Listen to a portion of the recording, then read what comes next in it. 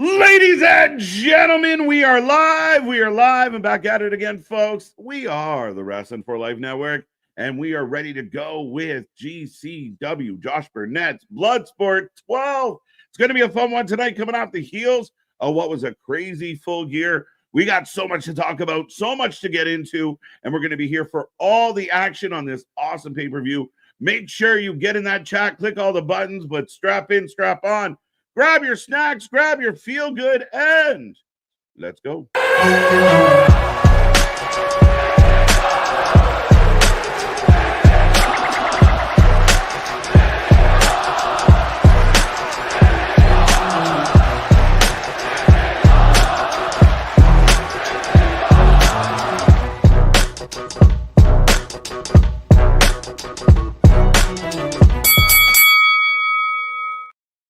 Ding, ding, ding. We are live and back at it again, folks. Like I said, we are the Wrestling for Life Network. This is another live stream, and we are the channel that just covers more live wrestling than anybody else out there. Happy to be back at it again. It's going to be a fun one tonight as we bring you Bloodsport 12, a stack card, wrestlers from all companies, including WWE. It's going to be very interesting. It's going to be fun to jump into. Me and that pretty face got you for the next couple hours. But I see that chat filling up. Make sure you hit like, share, subscribe. Click all those buttons. Do not forget the little reaction buttons. They help the algorithm. And let's blow this one up on a Sunday night. It's going to be a fun one, as I said. But I will remind everyone out there, I am Mr. Every Night KJ White, the Iron Man of YouTube, and that is Big Nick. Ladies and gentlemen, boys and girls, children of all ages, the Wrestling for Life Network proudly brings to you its YouTube tag stream champions of the world, the Every Night Delight KJ White. I am Big Nick, and yes, for anyone out there who hasn't watched a Bloodsport before, think of the Jean-Claude Van Damme movie. It's, raw underground, just done really well. There's no ropes. It's actual quick, combat style competition and everything. It's one of those of blink and you might miss a finish. Yeah, these matches don't go like your normal wrestling matches. Like Nick said, no ropes. And they could end with a quick tap out in 30 seconds. It could take one head kick to knock someone out. It's good. It's a nice mix of pace. You use the example of Raw Underground, which might make some people nervous out there. But again, if it was, the idea of Raw Underground being done proper, that's what this is. And I love these events. So I'm looking forward to this one, Nick. Right. Well, that's why I said it's if you did that concept just done really well. Yes, I did bring the shirt back. Of course, I got to wear the bloody shirt for Bloodsport. It fits. It fits too well. But yeah, this is very much if you want a little bit of your MMA and your wrestling, and you want a little wrestling in your MMA, this is what this is. This is the Reese's Peanut Butter Cup of pro wrestling. Yeah, a little bit. And I mean, this card's not lacking in star power as far as the people we're going to see. Matt Matukowski, I never get that name right, but a former MMA guy in his own right, taking on Dave. I was going to say, you want to try and say that one? Monster Man Nashville. Man Nashville. Oh, that's another. Right. That's 2 O's. I thought that was a D. Maybe. Could be a D. But yeah. Give it a D. Lou Nixon taking on Bad Dude Tito. Love Bad Dude Tito, so that's going to be a fun one. Myles Borne from NXT taking on Royce Isaac, so that shall be interesting. Not the other character. Right, maybe now we'll remember his name. Well, let's see how he shows up tonight first. But beyond that, Marina, who we saw last night, taking on Jody Threat. Sorry, Jody, you're going to take an L. My bad. Well, and see, this one I won't give you too much guff with taking, Marina over Jody because Marina is an actual MMA fighter. Yeah, and she's been in these before. We've seen her do her thing. So this one should be fun. Of course, Karmen Petrovic, a Canadian karate champion from NXT, taking on Sumie Sakai, who we haven't seen in a long time. Right. Does Karmen get to use the sword, though? That's the question. Do we go full Bruce Lee here? We'll show you Bloodsport. Josh Alexander, Mike Bailey renewing their rivalry. Could be the last time we see these two wrestle for quite some time, Nick. This one should be. Sorry, go ahead. It should be fun. Oh, absolutely. I think this will probably be match of the night. If not, probably what I'm assuming is the main event with Barnett and MVP. Because people forget MVP's actually got a jiu-jitsu background. But that could also be the last time we see Josh Alexander on the indies, period. because he's taken dates away from all of that and everything. And like you talked Mhm. about, we pretty much all know that Mike Bailey's leaving TNA and assumed to be going to AEW. That's the rumor. But speaking of where people are going, Charles Dempsey from NXT going to take on AKIRA, a bit of an indie legend in his own right. So Well, this one should be fun. Go ahead. Barnett did announce on Twitter before this event kicked off and everything like that AKIRA is out of this match and everything. The match will still go on, so we could see we will see a replacement. I'm interested. Do you have any sort of a guess on who you think you could want to see in this slot? Slot. I can say words. Spot run to the slot. I forgot. I mean, again, I think there's so many options. It could be anybody. Who would be a nice fit to go up against Dempsey? Thatcher's been here before. That's coming up with the WWE ID kind of showcase event thing. Actually, a surprising guy who I thought would fit, just maybe not in this match, but work really well on a Bloodsport, is Shelton. Mm-hmm. I think would be great. Former collegiate wrestler, trained with Brock Lesnar, all of that. What a Wrecking Crew. I think he'd be great in an event like this. Not too bad. One of our faves, Masha Slamovich, taking on Ying. We all know her as Zia Lee in a lot of regards. So she will be in this match. Obviously, she's been doing some stuff in TNA. So this one should be fun with your TNA Knockouts champion. So looking forward to it as well. And Masha, pretty much a staple in these Bloodsport events. And as we mentioned, the main event, MVP, who we saw last night on Full Gear, taking on Josh Barnett, the namesake of the show.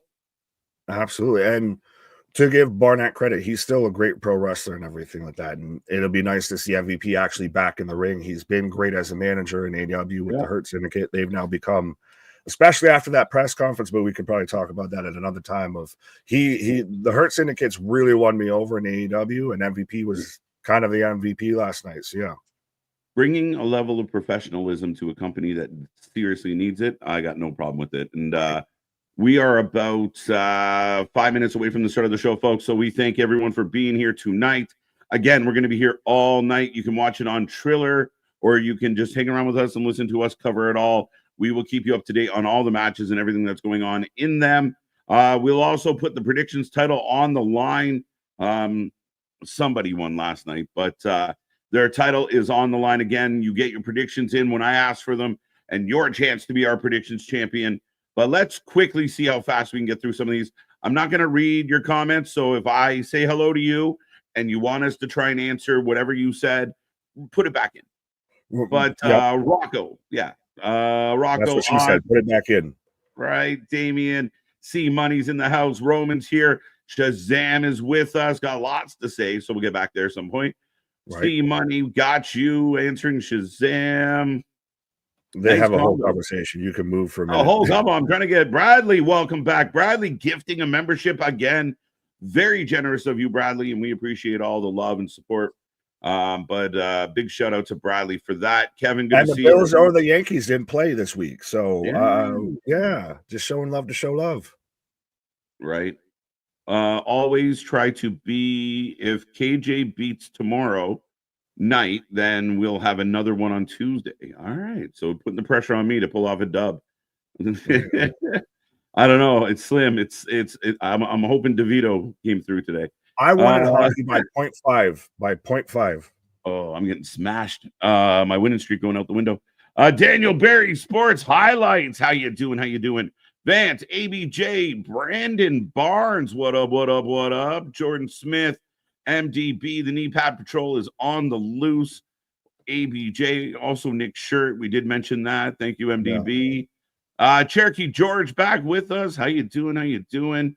Kyle Cabral, Boston's back in the house. Alexis is here. Jose, welcome. But yeah, lots of names. Eric Isaac, welcome back. Lots going on. Was there anything of note in the chat we should address? Well, Boston, I guess we'll clarify this real quick. And I feel like now I need to switch to the merch side and just, maybe we need to add a you know, Nick shirt, bloody shirt, you know, toward the merch store and everything like I that. gotta think about it. But Boston saying, will there be any normal matches, or is all this fake MMA?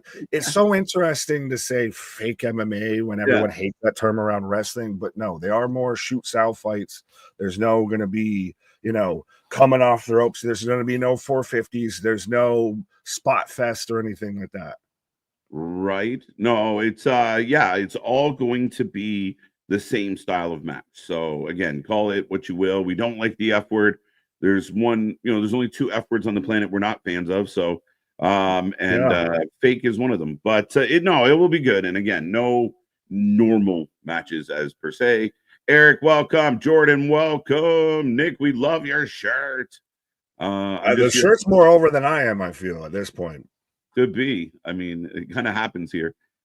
I'm just here for the championship. Well, that's the thing. Everyone that was watching Full Gear last night, if you made it through all of them 6 hours and you can still find something you enjoyed in that, you're prediction champion for tonight. You're defending your title. Right. What up? What up? Jordan Smith, I think we got you already.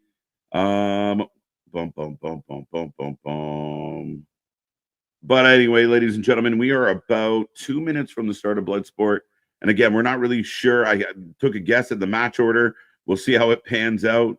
But up next, we will have it all. Don't forget, we are back tomorrow for Raw. We're here all week long, and we're heading towards Survivor Series. I believe it's a 5 p.m. start time for us here live for Survivor Series. The championship will be on the line again. So hold on tight. We will put another belt on the line. It's going to be a fun one. And again, we're looking forward to Survivor Series, less than a week away.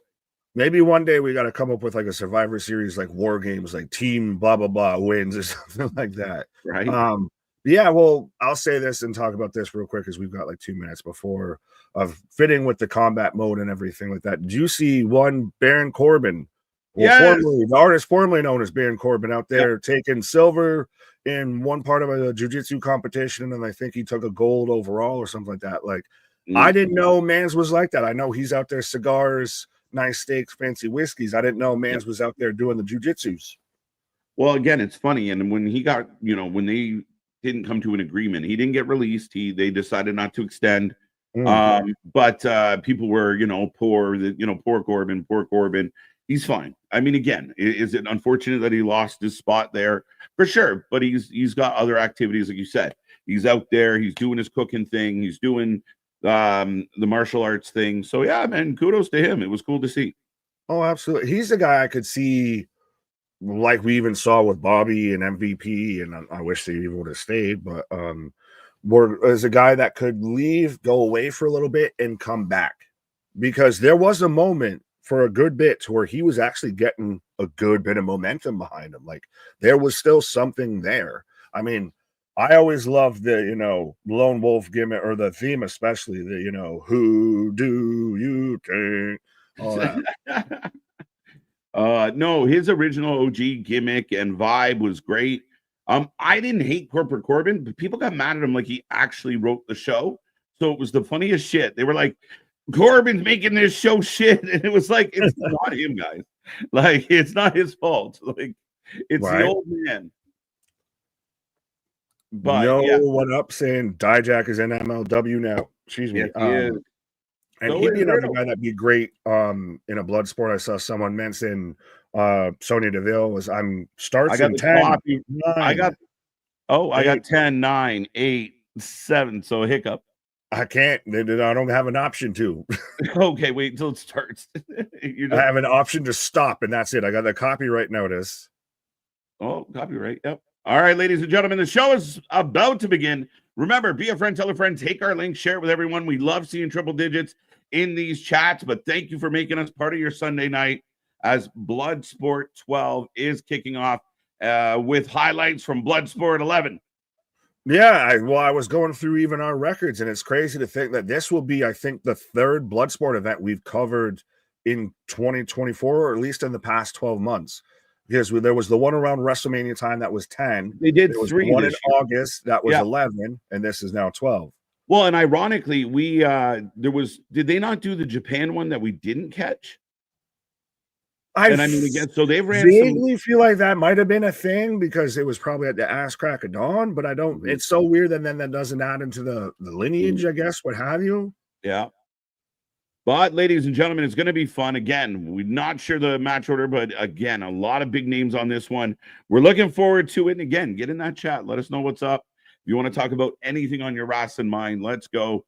I mean, again, coming off what was a chaotic and insane, interesting Full Gear. Again, maybe not. You could literally see this man try and choke down some of the things he wanted to say about Full Gear. Trying to keep it light. No, we're about to go in a different show. This ain't the time.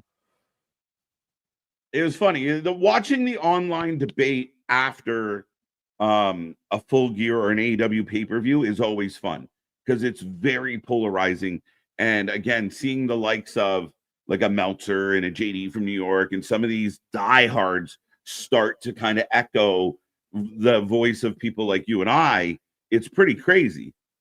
Well, it's just I'm glad that they're sensible talking, that now we're actually getting to an open dialogue and an actual open discussion. If you can't fix a problem if you can't admit you have one.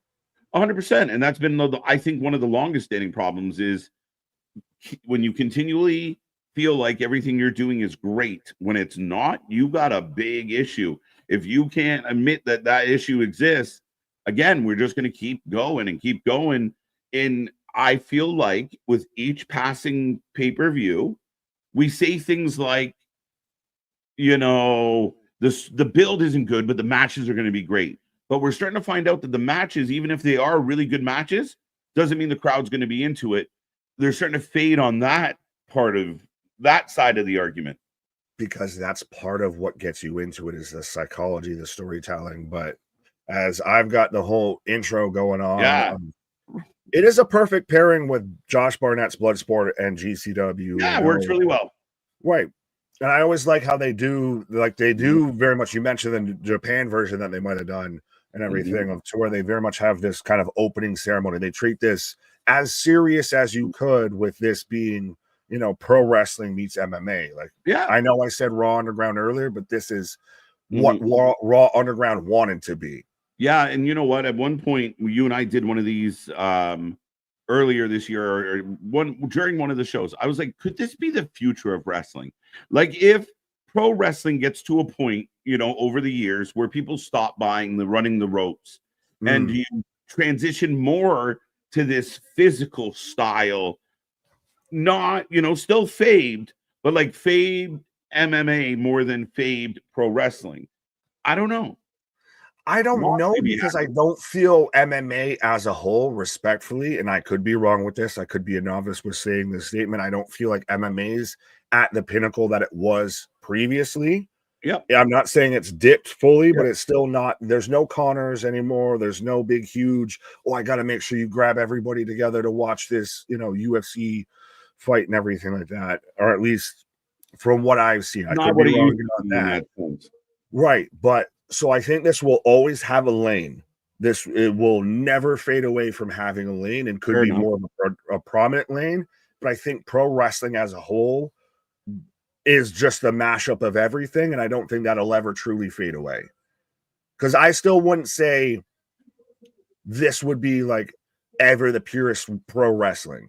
This is always going to be an offshoot, a blending of styles. This is never truly just pro wrestling.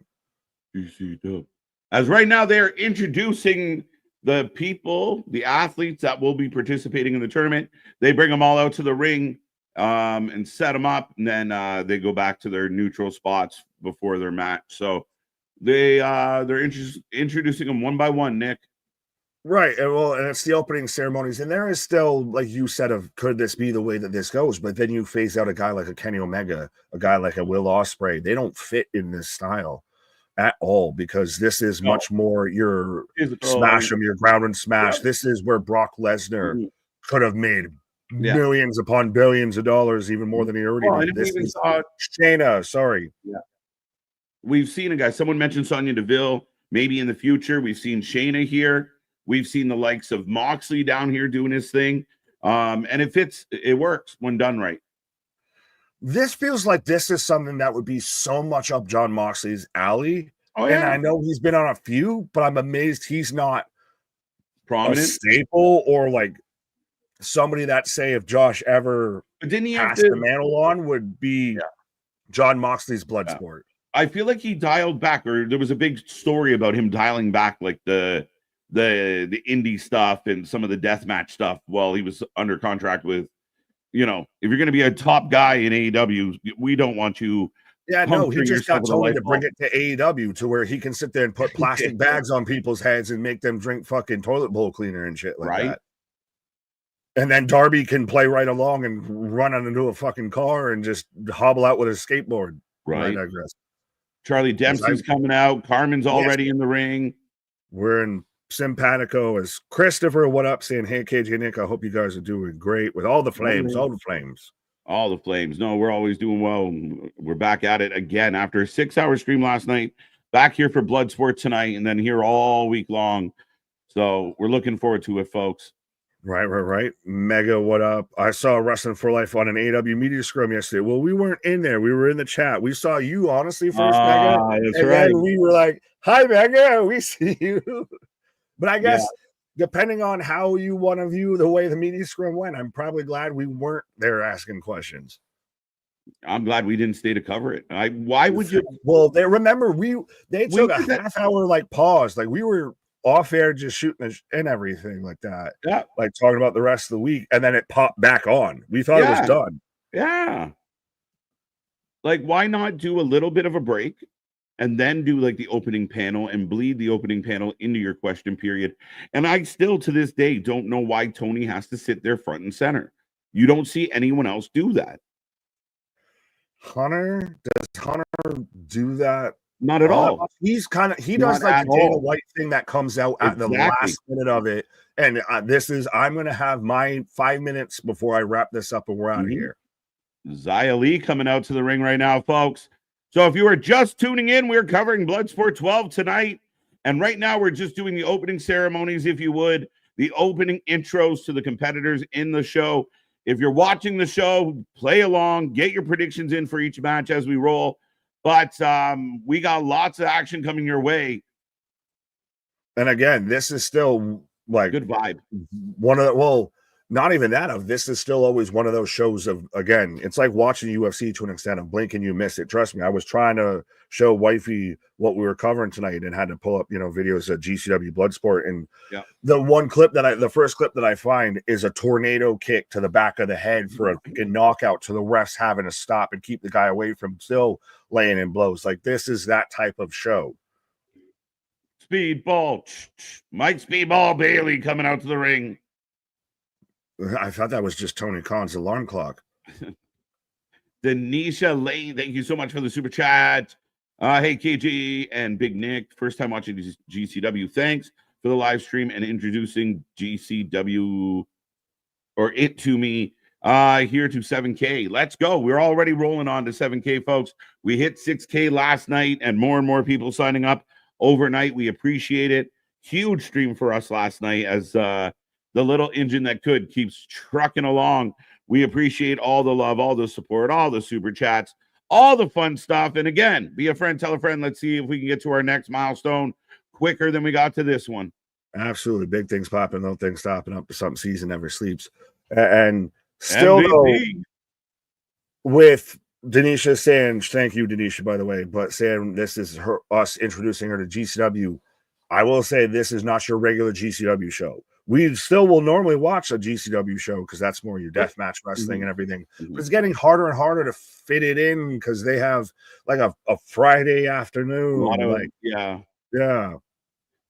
Well, even Dream On was up against it. Like I really wanted to watch Dream On live, but it was just it's tied up with other things. It's hard to do 6 hours, let alone doing like 12 hours. That's only saved for WrestleMania. So all the competitors are standing in the ring right now. MVP. That's got to be your match order, though. What? I'm assuming that's your match order, too, though. That's kind of pretty close to how I have it lined up, even though there's a couple changes on my. But, yeah. C'est la vie card, subject to change. What's up, Philip? How you doing? Much respect for watching AEW Full Gear last night. It was torture to sit through. And you know what? It wasn't that bad to sit through in the sense of, again, like it's just this, it's almost like watching a car crash at times. What I You was can't say that because that's the end of the show. We literally watched the car crash. Literally. But for me, man, I was really, really surprised about the lack of energy in the building. I was really surprised by that. That's the biggest takeaway to me and everything. Like, I know we were getting towards the point of last night, towards the end, and we were having the whole discussion of like, why will we sit here for 6 hours if just to bash a pay-per-view, just to bash pay-per-view that we spent money on and everything. But it's not even, if you don't want to take our word for it, go back and rewatch that, because we watched the same y'all watch. And unless we were missing something because we were hosting the show, but you saw good chunks of that show to where no one's standing. No one's clapping. No, it looked like a fucking funeral or a wake more than it did. You paid money to watch a wrestling show. A little bit, man. Again, it's not. Our first match. Oh, we're getting Calvin Tankman. Oh, Tankman replaced. Okay, so this one is slightly different, but I'll put it up. But Lou Nixon. So Bad Boy Tito was replaced by Tankman. Fair enough. Well, I've seen Tankman a bit. I kind of like him. He very much is a little bit to me like Shane Taylor to an extent and everything. Just that kind of real, kind of stocky powerhouse. Fits same style like Bad Dude Tito. So I'll go Tankman with this match. All right. Well, there you go, folks. Get your predictions in. Let me know. Who you taking.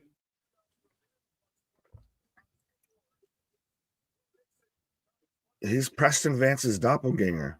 I was waiting. I was like, wait, ain't you a member of the Dark Order or something? Right. I love this kind of fighting because I watch a lot of MMA. There you go. Damien, the leader of the Hopium tribe, big fan of the blood. We know this. He's a bit of a, crazy man, but got that one. AEW and NXT and TNA all on the same card. Yeah, it's crazy. This is when I need that. Why can't we be friends? Right. Why can't we be friends? That's what we are all about here with this. Again, we watch all the wrestling shows so we can have the most up-to-date, the most honest opinion on everything. And try and stay akin and attached into everything going on. Right. I wish a lot more other like wrestling fans would do the same. Dude, Tankman coming out to Hail Mary. Run quick, see, Hail Mary. What do we have here now? You want to ride or die? Da, da, da, da, da, da, da, da. Bellator went away as far as I know.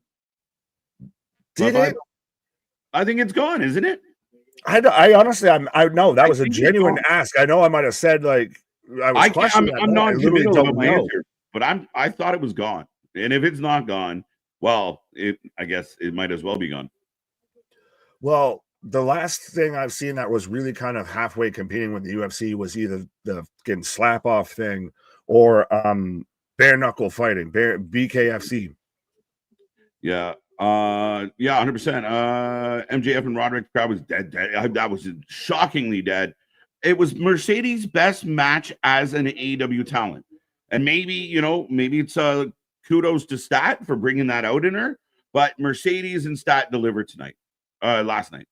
Well, and again, I know we all, maybe even me especially, took the piss out of AJ versus QT and everything like that. That ended up actually being one of the best things on that show. It's crazy. Like, it's insane. It's props to him, and it's props to, that's a bit of what wrestling, is, but props to him, sorry. Well, it shows if you know how to work the crowd, you get a reaction, and you get over, and people make noise, and people are excited. And if you just go out there and do your shit, then the crowd falls asleep on you. And so it's crazy. The Cookie Man could actually teach some of the regular talent what to do. I know I said that initially as a joke and everything, but I think it kind of fucking worked. C is for Cookie. That's good enough for me. Oh, has taken a very bump to start the match. Right? Predictions are closed. Sorry, Nick. No, you're fine. So up the predictions.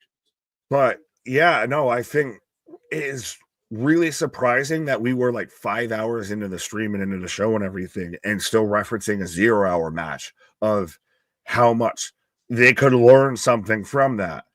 Like we friend of the channel, Ben Bishop, was even doing in shorts about it. Like I saw a lot of independent wrestlers and everything pointing out of like, hey, there's a thing. Yeah, but Tankman taking Nixon down.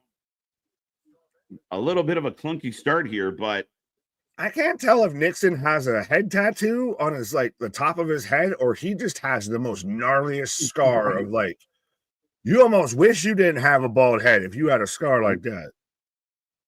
Can I put a wig on? Like he has, yeah. Oh, yeah. So it is just a straight up scar. Like he's set up for a stitch might spring and he's gonna be a leaguer.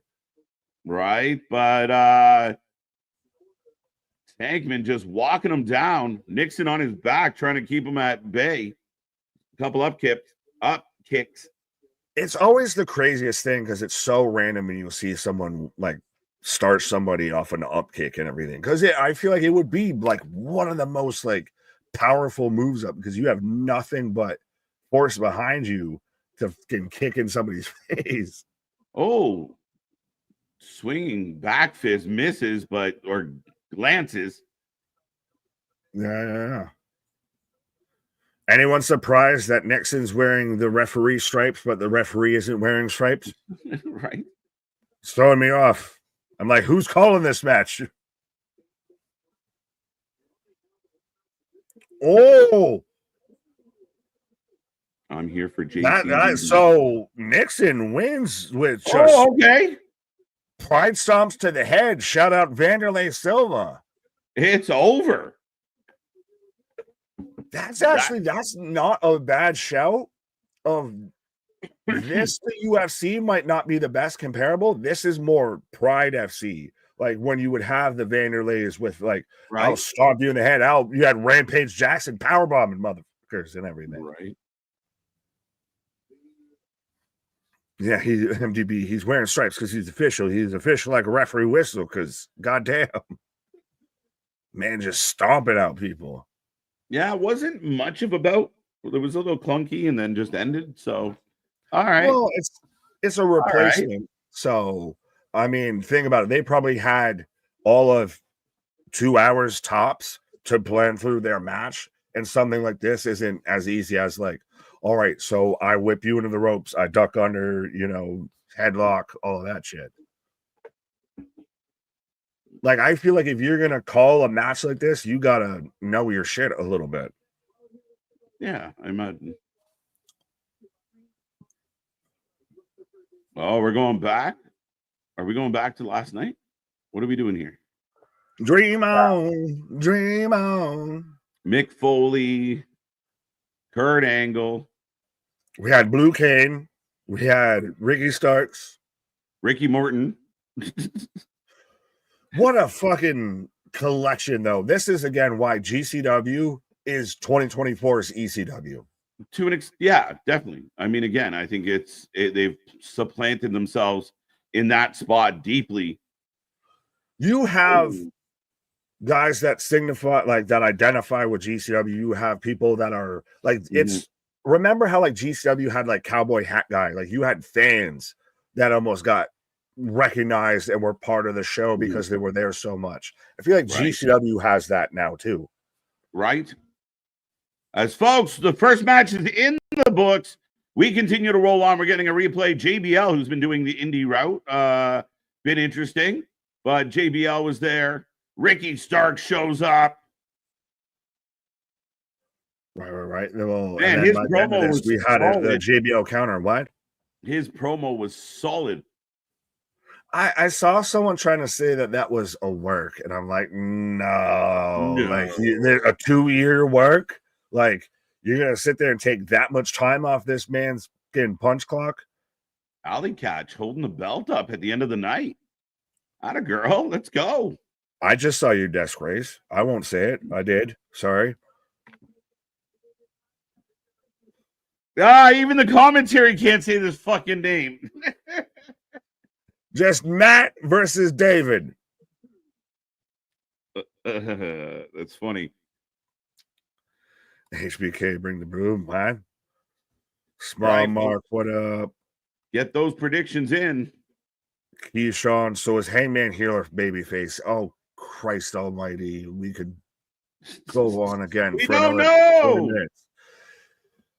I'll say this during the intros. So you had Hangman, who's a heel, come out, and he's interrupting Moxley, who's supposed to be heel, so he gets a babyface entrance. Then Right. or a babyface response. You get Christian, who then shows up and starts to hit the unprettier and everything like that. So we get a cash in, so he's going to get the babyface response. So you have He two gets a heels pop. already, got a babyface pop. And then you have Jay White, who's the babyface, who comes in, but he's breaking up a cash in, so he's now a heel. And then we all schmoz off to the back. And then now you have Darby, who just at this point looks like a fucking idiot, runs into their truck and they just beat up a valet and steal whoever's Toyota Tundra or whatever and just roll off. Well, I mean, again, it took like 11 minutes for Darby to get the fuck out of his vehicle. Well, because I think he really messed himself up because instead of having a stunt driver, they actually let Darby drive the fucking thing. Right. I'm starting to wonder if Darby Allin actually has a valid driver's license. God. And it's just a weird vibe. Like you just ran a vehicle into a truck, but then jump out of the car with your skateboard. I'm like, instantly. What message were you sending? I hate you so much, I'm going to fuck myself up. They weren't in the truck. They weren't there. The only person that's getting hurt in that moment is you. Right? Dumbass. I don't know. It was contrived. Very. I'm taking can't pronounce his last name because goddamn, if He's he doesn't big. look like mini fucking, the mountain from fucking Game of Thrones. Right? He I'll looks take like that. he's straight up out of a strong man. He looks like he's, Rusev's Miro's protege. Yeah, I'll go with Matt Mikowski. Is The that guy's the who mountain. I'm taking the motherfucker that looks like he fights with fucking Khabib. Fighting out of Georgia. The country, not the state. I assume. Man, I missed his Bolsheviki. Yeah, the guy that's not on the screen and there. Nixon was the first fight, Smile Mark. Yes. All right, predictions about to be closed up, folks. Yeah, I think I'm actually taking David in this, but yeah, I'm taking. You're taking David. I'm taking the opposite of Goliath. I'm taking Goliath in this. I'm taking Khabib. Holy shit off. 71% are going for Matt. Fair enough. Well, we got palm strike action going on right now. This could turn into a real fight quick. Go around and find out. This guy's a bear. But again, I do like that. Again, this isn't like, oh, slingshot off it in the ropes or anything. Here's my worked punch of here's open hand palm strikes and everything. Just toss that, man. This is where we win this fight. This is now ground and pound. What? Toss we that. Got him down by Big Dave. Big Nick, meet Big Dave. Yeah, 100%. I think he's got a better beard than me too. Right? He literally looks like he'd be like Zangief's cousin. Yeah. Yeah, 100%. Oh, going for the triangle. Oh, Rampage Jackson his ass. Rampage, do it. Yeah, he's going up. I'm an arm triangle right now. And that'll fuck up your shoulder joint and everything. So yeah. Oh, for sure. He's trying to transition. Just if you we're back. Oh, just elbows, raining down elbows. Ground and pound. Brock Lesnar made a career out of this. Oh, Matt trying to swing from the bottom, but eating a few elbows. Oh. That is a gigantic human being. Get off me. Yeah, but let's see, there's no weight classes with this. This ain't fully MMA because there's no weight classes. Because these two ain't in the same weight division. This is Yoel Romero versus Israel Adesanya. Right. Type of shit. Oh. Palm strikes to the head. I mean, that'll fuck up your equilibrium. You sit there and clap somebody's eardrums and shit like that. The ear clap is rude. Well, you can literally fuck somebody. You can permanently fuck somebody up with that. You can pop their eardrum doing that. By the way, don't do any moves that we talk about on the stream in an actual fight. We are not responsible. You get your ass whipped. You can stay there and get your ass whipped. I highly recommend if you're in a pickle and clap someone's ear because it's just fun to do. I picked one. I'm grown enough. I don't need to fight you. You may call me a bitch, but I'm gonna see tomorrow. I don't care. I'm gonna run. Clap an ear and run. You're good to go. No, I'm gonna leave this situation. I'm grown. Fuck that shit. Brutal elbows to the body. Dave, Big Dave, all over Matt right now. And again, like I said, this is where you win the fight. This is just ground and pound of I'm bigger than you. This is big brother versus little brother. And I think we're both big brothers. So we kind of know this situation of I'm just lay on you until you wear stop. you out, bro. Right. Yeah, I could do this all day. This could be over. Could be over. Full mount. Call an elbow. No, dude, just choke me out. Don't mount me and then hit me. Just choke me out, bro. Yeah, again, how many times does it gotta feel weird of saying full mount and shit like that? Side mount. Right. Oh!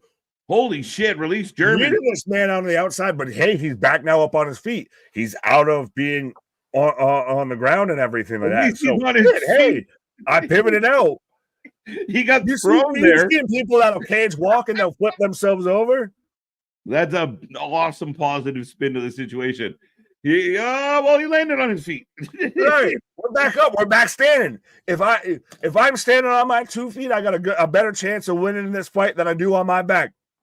Does he wrestle bears as well? Yes, I would imagine he is the fucking bear. Right. Well, he lives with them, so I would assume so. Oh, another double leg. Like nothing. No bears run away. Yeah. If you were just tuning in, folks, we are watching Bloodsport 12 right now. Matt Makowski taking on David the Bear. Not David from the the Bear. fucking Hulu special, but David the Bear. David the Bear. Oh, wait, he's got his back. Watch. They just said it. I was just waiting for him to, just yanks him over. Oh, I thought he'd almost going to slap that into a DDT, but I call that out. Wrist work now. Oh, needed a gut. This has been a hell of a match. Out shot. Palm strike, sorry. Yeah. Matt throwing to the side of the head and the ribs. He's just a little engine that could have. Like, he's the little pissant brother that just won't go the fuck away. He won't stay down. Why won't you die? Right. Now both men back to their feet, squaring off. But this is if you got to wonder if a guy like David here, especially being a bigger guy, if he might be getting that gas. Oh, blocks the kick, turns it into a power bomb. I mentioned it earlier, but he rampage shacks him. I thought he was going to do it in the hold. And instead, he just he pounced this man into a knockout. Yeah. See, Marcus Corvon, eat your heart out. And again, what's neat about this is seeing a move like a power bomb end a match, right? Like that big bear of a human being drops you on your head, it's over. You're not getting up to do a Hurricane Rana. It's over.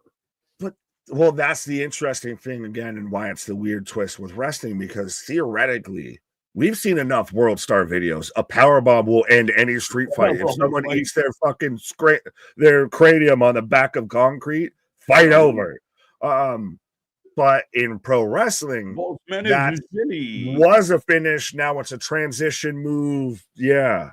Well, we said it last night watching all the, we saw like 17 tombstones, and we're like, stop it. Stop We doing saw a it. tombstone on the steps, and the match continued. Meanwhile, we've got Kevin Owens getting over a pile driver. Right? But the Bear takes the win, folks. Emphatically winning with a power bomb. Unbelievable. God damn. Like, sign that motherfucker to a WWE ID contract. God damn, put him in NXT. Him and Obafemi, the Hoss division. Right. So we're getting a replay from Dream On right now. Oh, we got my hero. Yeah, this is where we're getting the Ricky Starks come down and everything like that. Here we go. Coming down the escalator. I love it. He's not defeating any claims, though, that he's cosplaying The Rock, though, with this outfit and this attire and everything. No, not at all.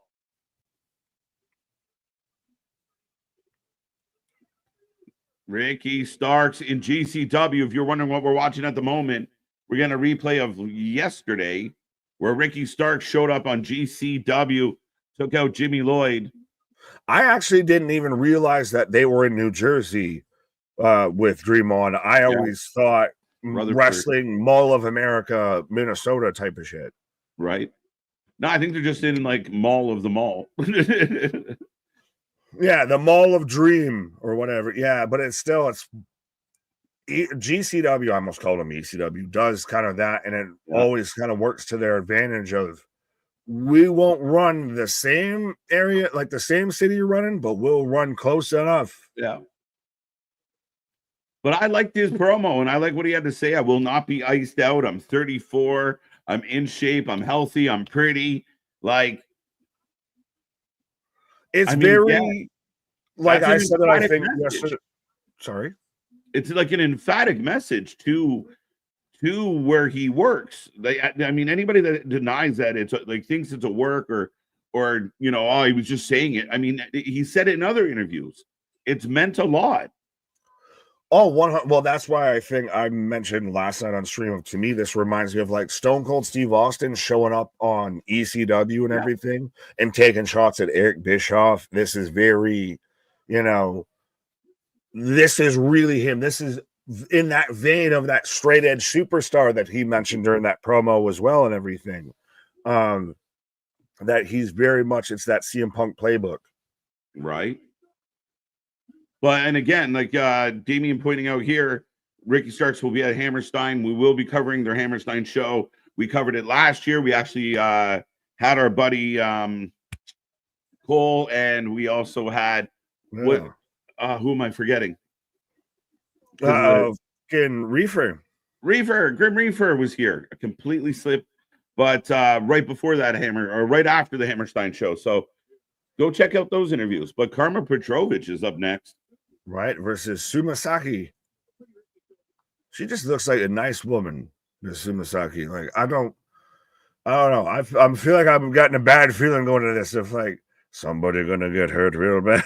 You just look like a nice woman. You don't look like you're about to beat the fuck out of somebody. Not at all, but that's the ones you got to worry about. JPC, RTFO, didn't know this was happening. Well, there you go. Now you got it. You got it. You got to click that little bell. JBC, click the little bell. Every time we pop up, maybe there's breaking news. Maybe there's a random show we want to cover. Click that little bell so you don't miss out on anything we're doing here at the Wrestling for Life Network. Right. GCW can show up anywhere, anytime, any place. That's, again, they are modern day ECW to me. They've got a groundswell of talent. They've been a way to prop up, talent that might have not been in other bigger promotions, what have you, right. Everything, and allowed people to reinvent themselves. And they offer a diverse, like, you hear GCW, you think deathmatch, but they don't. Not everything is always deathmatch. They have some really good matches just on a whole, and they managed to actually make death matches like really compelling as it is versus just blood, guts, and gore. Right. As here comes Karmen Petrovic, sword in hand. It didn't work for Drew. What makes you think it's going to work for you? Because there's not the AR graphic. The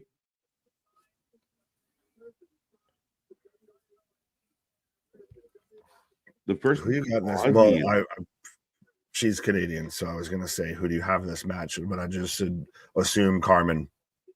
I'll go Karmen. I mean, I'll take I'll go Karmen. Fair enough. I mean, she's gonna prove this karate background and everything that she can do the spinning kicks, which me and Shirakawa might have hit a better spinning kick in a fucking dress like a goddamn spy movie, better than she does. So I'll give you the chance. I'll take Karmen on this. You're gonna take Karmen? Yeah, well, it looks like Jody Threat's reffing, so she is Jody Threat. Sumie Sakai. I mean, a veteran, a long-standing veteran, former Impact champion, fighting out of Toronto. Sonya Blade from fucking Mortal Kombat. Test That's good. Your mind.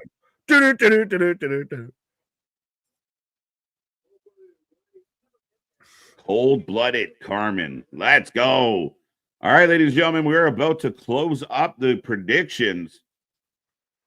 Karmen for the win. Karmen for the win. C-Money saying, blame Canada with all that hockey hullabaloo.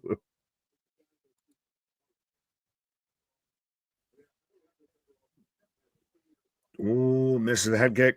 Missed another head kick. Karmen always has this kind of Holly Holm vibe to me. Sumie debuted in 1997. Karmen was born in 2002. So this is Tyson versus Paul? What? Pretty close. Uh-oh. Oh, my God. Oh. Big takedown by Sumie.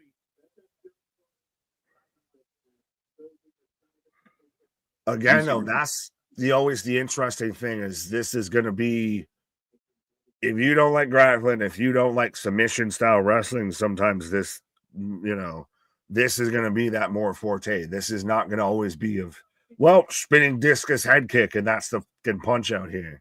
Right. Oh, Sumie just, Karmen says, thanks for your leg. Oh, drop. Right. Sliding baseball. Yeah. Right.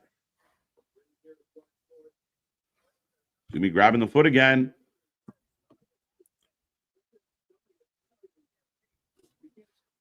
Sumie looking a little, could use some Sumie. Yeah. Come on and zoom. Damien saying Ricky Starks is making. Bombs from above. Karmen all over. Sumie Sakai. Bombs over Baghdad. But Damien saying Ricky Starks is making his GCW debut versus Matt Cardona December 14th. Well, I think he's making his return to pro wrestling at this point because pretty much. I honestly, fact checkers, anybody out there that can hear the sounds of our voices, when's the last time Ricky Starks actually had a match? I almost wonder, was it in 2024? Oh, it was definitely in 2024. March. I don't feel confident saying that, and the fact that you can't find me an answer doesn't mean that I even feel too confident in it. I feel he could have gone almost all of 2024 without a match. Has it been that long? March 2024. I don't. Yeah, that's why I posed the question, but I don't feel confident at March. What match? What match? Cite your sources. What match? I felt March was a good answer, but I don't know who he wrestled. His last was before WrestleMania, because remember we saw him at WrestleMania. Oh, Ricky and Big Bill versus Darby and Sting. True. Yeah, that would have been the title match that was when they dropped the titles to Darby and Sting. Fair enough, and that would have been around when he cuts the whole promo towards Edge, and then that's kind of when everything kind of went fucking haywire. It was the tag team ladder match. Yeah, both women up. Karmen's been in control most of the way. Big head kick. Oh, wait. I like Lady B's comment here of, yeah, I didn't know Kill Bill Karmen was about this life. Yeah, she did a good, she looked like a really great cosplayer. She really does. Kill Bill Karmen is the perfect name, Lady B. That is awesome. She is the bride. She's the Thuman to my Uma. Right. Sakai going for the armbar. And rolls through, keeping it in there. Won't let go, though. Won't let go.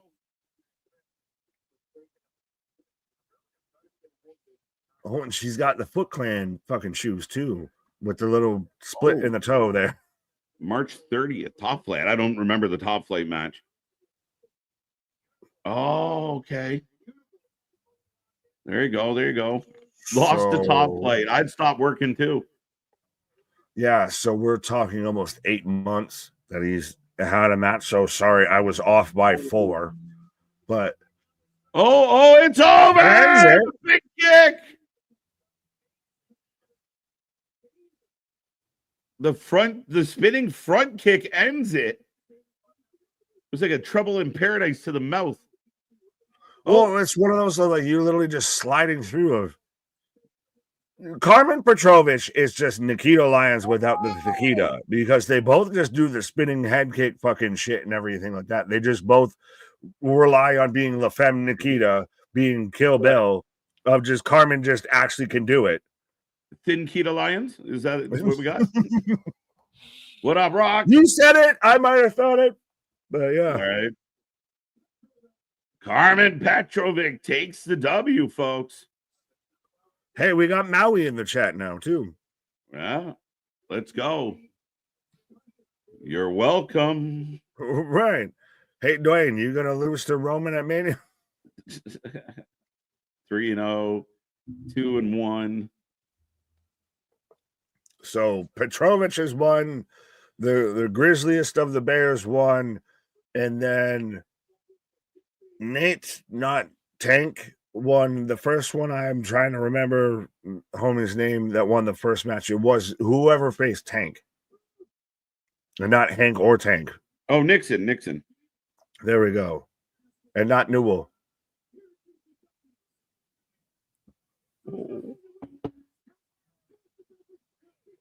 As again, we're getting a replay of Dream On. Hey, shout out friend of the channel, Cole Roderick out there. Yeah, going after the tag titles in GCW. Yeah, but he's still got his Gollum, Frodo, one ring to rule them all that he could challenge for a GCW world title shot at any point. He's the Christian Cage of GCW. I still don't understand what all happened there. Why did he hit him with the unprettier and then blank out? Like, what do I do next? Like, you just killed him. No one knows. Pin him. Like, that's what. Why did you run out, hit your finisher, and then go, oh no? And we replaced the term fever dream to con dream in the lexicon of just the world, because what the fuck? Like, none of that had any sort of like real connective tissue, but it did, but it didn't. Like, it was just, it's one of those that like you wake up from a dream and you don't know exactly what happened, but you're drooling somehow on your pillow type of shit. Right, 100%, man. It's craziness, but we are getting I think it's Garbage Daddy challenging for the titles against the current tag champions. I will be right back. Fair enough. There we go. Yes, we're getting again another replay from Dream On right now. As again, shout out friend of the channel, even though he might not be my biggest fan of Cole Roderick. I might have compared him to James Ellsworth, but I digress. But no, I'm waiting. I remember it was during the summer when he was out there, he was going to pop in, and which now we've got the match announced for the People versus GCW in Hammerstein Ballroom, which is so interesting to me of how much the Hammerstein Ballroom has become, especially in like 2024, the like go-to venue of to where everyone wants to have something going on there. AEW is allegedly going to have stuff going on there. GCW normally runs that at least once a year. I think even Cole was actually kind of teasing that earlier. And now it seems like WWE is trying to go back there. They're very much trying to pay homage to the ECW without going full ECW-ish of the 2300 arena. But yeah, of Christ, the Hammerstein Ballroom has become a battleground arena in the tribalism that is wrestling in 2024. If we're going to make things halfway political without making them political, I don't know if it's a red arena, a blue arena, or a green arena at this point. It is, a battleground arena. It is a battleground booking destination. MDB liked the stream absolutely 100% of. I believe we had over close to 400 likes on the last stream, and we've already passed 100 likes on this stream as well. We're, I believe, at 80 likes even before we even started the show. But absolutely 100% is there's 60 some people kicking it with us right now. As I got Dominic Garrini coming out right now. I don't know if we have this in the slot, so I'm gonna look and see to help me. No, we don't, but we are watching Josh Barnett's Bloodsport. Who wins, Kevin or Dom? There we go. B Hockey, hey Big Nick, on a random night. What's good, sir? What up? Well, this ain't random, my guy. I mean, we tend to actually have our kind of scheduled out a little bit more than other people, just saying. But no, I appreciate you. Gotta give you a little shit. Shazam! Are you related to the Zoltan that shows up, Zarya, on NXT? But it's a castle. If you capture the castle, you're the king of New York. I mean, okay. Fair. I get you with that. I was just gonna joke and say I'm king of New York, but I mean, that's debatable. Kevin Koo for the win. There you go. Dom for the win. Dom wins. It's all about family. Clay, what up? What's up, Big Nick? I'll be watching Eagles tonight. Well, enjoy your bird watching. Hope the AW nonsense wasn't too rough. B Hockey. Yeah, well, I don't know how to fully take that, but like I do watch AW even when I'm not on the streams and everything. We do still pay attention to as much wrestling as we can, but yeah, I'll let you go with that one. Yeah, Dom Toretto, 100%. I'm hoping nobody Paul Walkers themselves. Yeah, Dom wins. The crowd singing "Zombie" is Greer. Oh, I think you were trying to say great, but yeah. What's in your head? But I will close the predictions right now.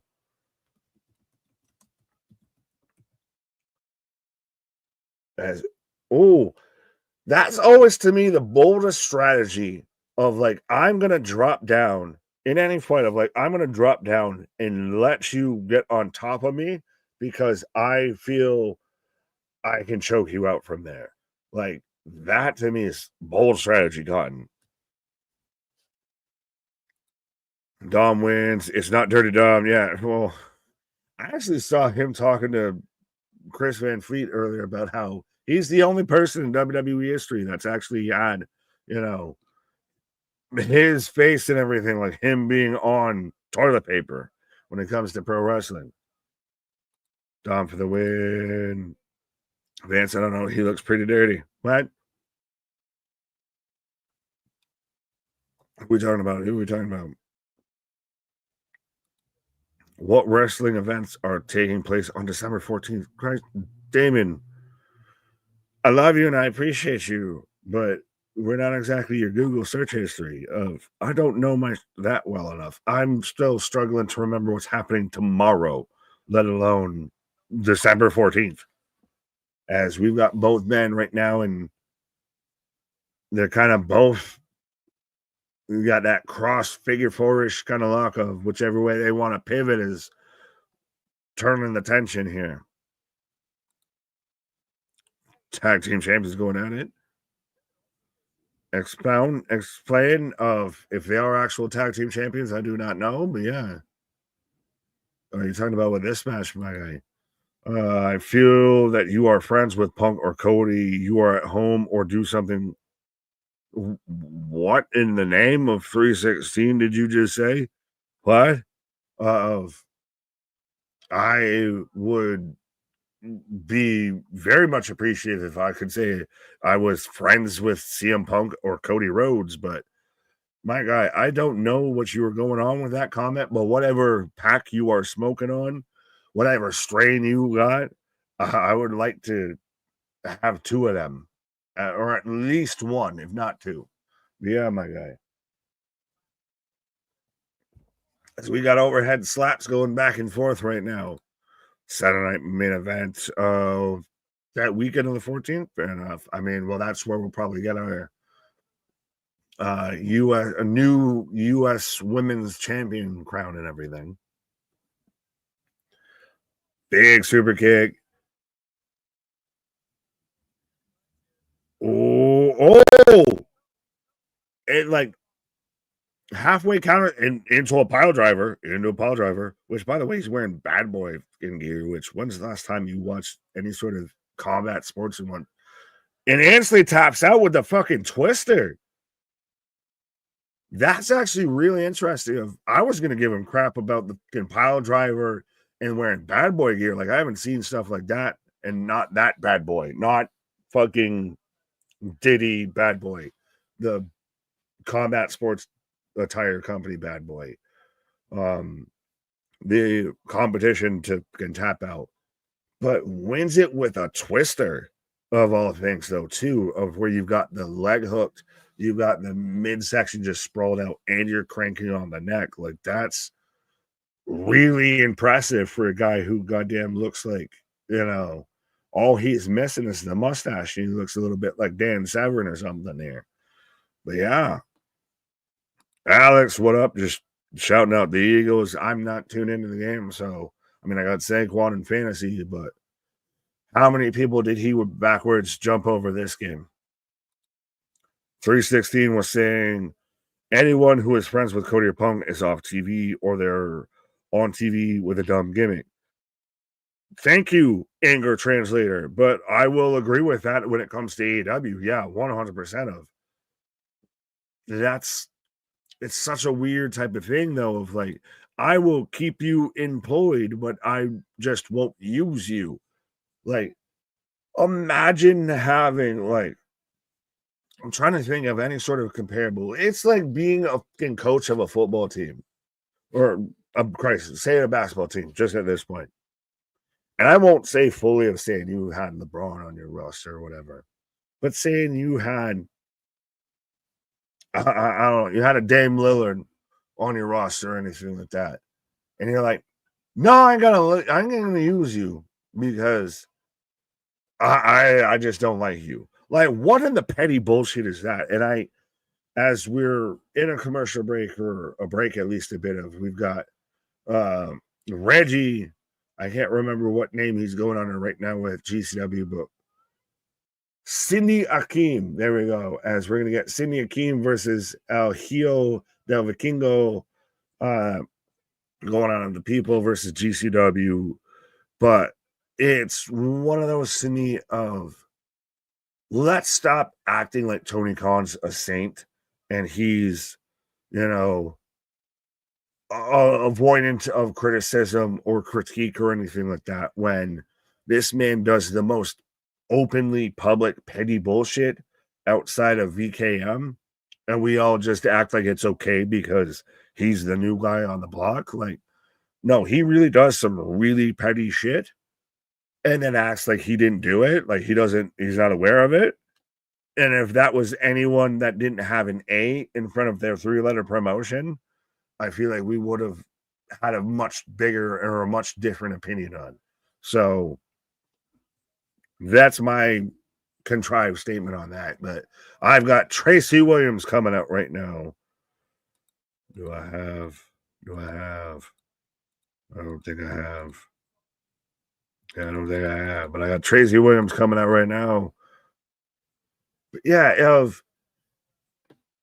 to sit there and act like you're the exalted one, like you can do no wrong, to me is a little much. Down one match of 1,000 flip-de-doos. Reggie, yeah, 316, thanking MBB for being his anger translator. Speaking of my anger translator. Right. Well, yeah, Reggie undefeated in GCW. That Vikingo match is going to be crazy. Is Charlie Dempsey coming out? Oh, so this is where we were at. This is the one of the matches that changed. Yeah. Oh, helps if I go forward, not backwards. Myles Borne coming out with Dempsey. Son of a famous wrestler. Who was on commentary tonight? Good question. Spaz with a $10 super chat. Super flat super chat. I'm not going to read those many letters all in the same. So I'm going to just say a K Jam and a name for Nico. What am I, getting Pablo Escobar now? If I may offer a plug for someone else, I had the chance to hop on live with Jake. Countdown ended. Don DeMarco, to review Bull Gear. Audio also available on my streams. There you go. Go check Spazzo. Thank you for the love. Right. Dempsey for the win. Totally, but at the same time, there's also a lot of just mad frothing hostility towards AW from some folks that I find exhausting too. Like if you're hating on Will Ospreay just because you hate Tony, but that goes to both sides. Like that is, yeah. Not only that, but I feel like that's been a bit of the cop out for them for quite a while. Of they're victimized, and then I think they bring on a lot of their own victimization. Well, yeah, that's 100% agreeable. I just don't think that there is tribes on either sides, and we just hope to be the unifying force between them all. Fair enough. As this match is kicked off, folks, predictions closed as Baby Regal taking on Hot Sauce. It was supposed to be AKIRA. Dempsey wins. Oh, Dempsey wins this, but I was going to say, is this and one, Hot Sauce, wait for Alston through the fucking shirt and everything? Right. Frank's. Actually, sorry. Side note, do you have a favorite hot sauce? I know we do the wing in the ring and everything. Do you have like a go-to, like if you had to pick your hot sauce, do you have one? No, I mean, again, I have like a pretty large collection, so it's on a rotating basis depending on the meal. No real favorite. I'm looking for something just kind of simple. The Frank's extra hot, it's just kind of a nice little touch, but it's that's just when I want a little bit of flavor. So you don't have a go-to? Not really. I mean, again, variety is the spice of life. I'm horrible. Fair enough. I've been using the Fuego ones. I'm anything Chipotle, like not Chipotle the restaurant, but like that's why when we do Wing of the Ring, why I'm so mad that I hate the Chipotle one we have, because I use Cholula Chipotle, I use the barbacoa from Hot Ones and everything, or like my grocery store has a honey bourbon Chipotle sauce marinade and everything, and I'll usually use that. Yeah, so the match is rolling on. It's exchange of leg locks, and now Dempsey returning the favor, trying to get an STF of sorts. Yeah. Is it an STR of, just throwing in the Regal? Oh, shout out to the professor. Yeah. Well, then you had Escalade and all that, half man, half amazing, all that. Fire roasted garlic habanero. I love habanero as a flavor. I've been real partial to like ghost pepper, and like I just got a ghost pepper, like a hot nacho cheese sauce. Like anything I can get my hands on that way. But I'm a big fan of like the Cajun, anything Cajun. I mean, I do love a good Chipotle.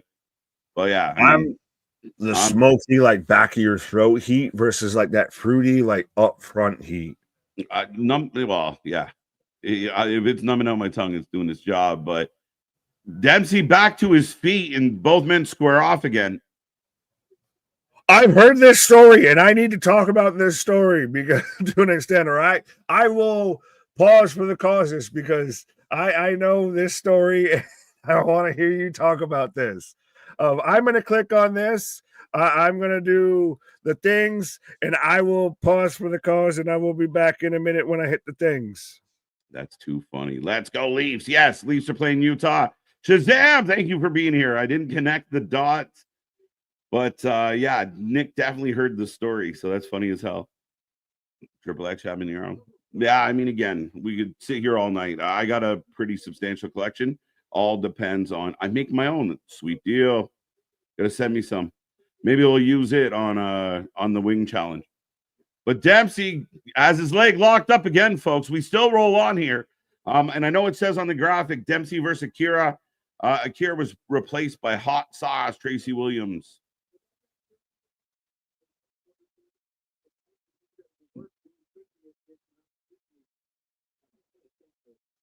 What was the other? Have you gone to Dawson's in Hamilton? Their hot sauce is wild. I have not. I have not. I used to work there though. That neck of the woods. Happy holidays, Emo. Welcome, welcome, welcome. Dempsey now on top. Got a headlock. This has been a real grappling heavy matchup between these two. The last match, I was on my break for the last fight. But what an absolute fight that was. What a battle. Dempsey dropping the knee on the chin into the armbar.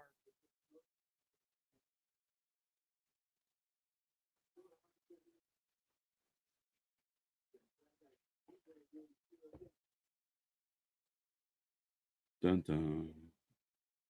Dempsey trying to pull the arm free. Dempsey for the win. Dempsey for the win. Dawson's has their sauces featured in the hot sauce, hot ones a few times. They have ghost pepper mash. That's just 30. Oh, wow. Wow. All right. I got to check it out, my guy. Might got to check it out. Got you, Kyle. No worries. But keep the chat coming, folks. Keep it busy. We are here all night long. We got a few more matches to go. As the great thing about this pay-per-view, we're 5 matches deep already. Going for a bit of a muffler here, but back into the heel hook. Step over toe hold. What do you think they're saying? Get the fuck off me. That's what it is, C-Money. Back and forth, both men taking turns. Sounds terrible.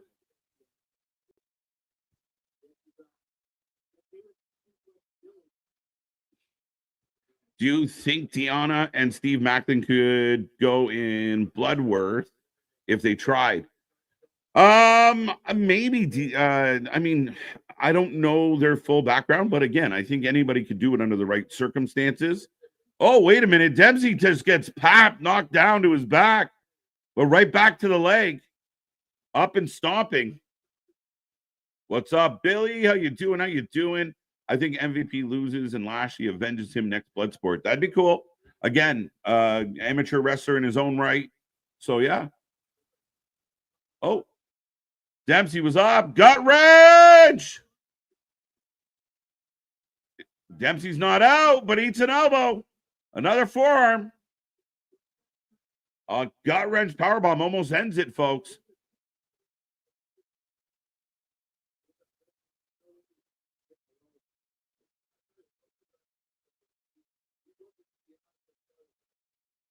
Dempsey back to his feet, battling up in a front face lock. Deanna is a submission specialist, thinks she would do well in this kind of fighting. Again, it's more than just being the submission side of things. I honestly couldn't say. I think Macklin would work very well, but I don't know. Again, I think anybody could do it under the right circumstance, but I don't know. I mean, you're in there with a lot of people with some type of martial arts background. I'm not sure what hers may or may not be. I hope everyone has a safe holiday season and Happy New Year. Well, thank you, Emo. Tracy Williams kicking at Dempsey, who's still holding on to that foot.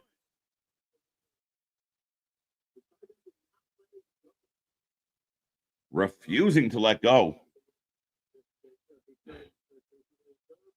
Into a German. Going for Kimura real quick right after the German suplex. I would also book Joe versus Jeff Cobb, Bloodsport. That'd be a hell of a battle.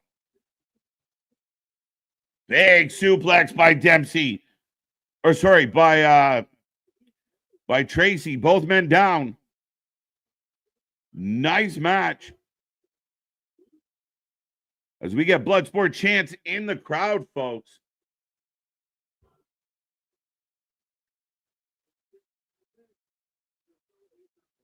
Yeah, absolutely. Absolutely.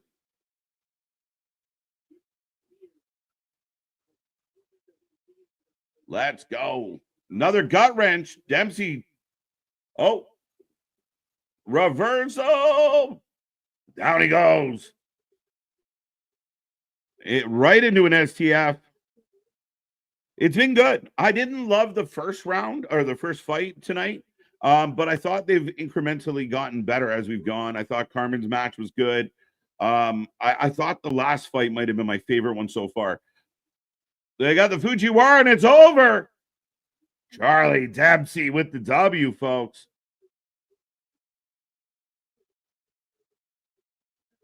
Wow. Hell of a battle between Dempsey and Tracy Williams. It's funny, though, Damien, in a day and age where we're looking for the high spots, we're looking for the furniture being used. It's crazy to see a fight, a card like this and fights like this where the whole crowd in the building's into it. They're chanting. It's fun and it's exciting. But a lot of it is built on the grappling, the submissions. It's crazy what you can do. 3-2, 5-0. Are you sure? Are you sure? Take your word for it.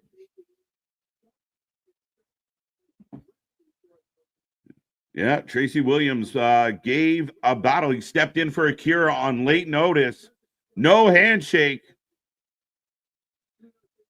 They've built trust in their fans, but they've done a really good job of building like that cult following. Kind of like what we're doing here, right? Building that family. So there's a lot of people, especially because they've been to a lot of the same places.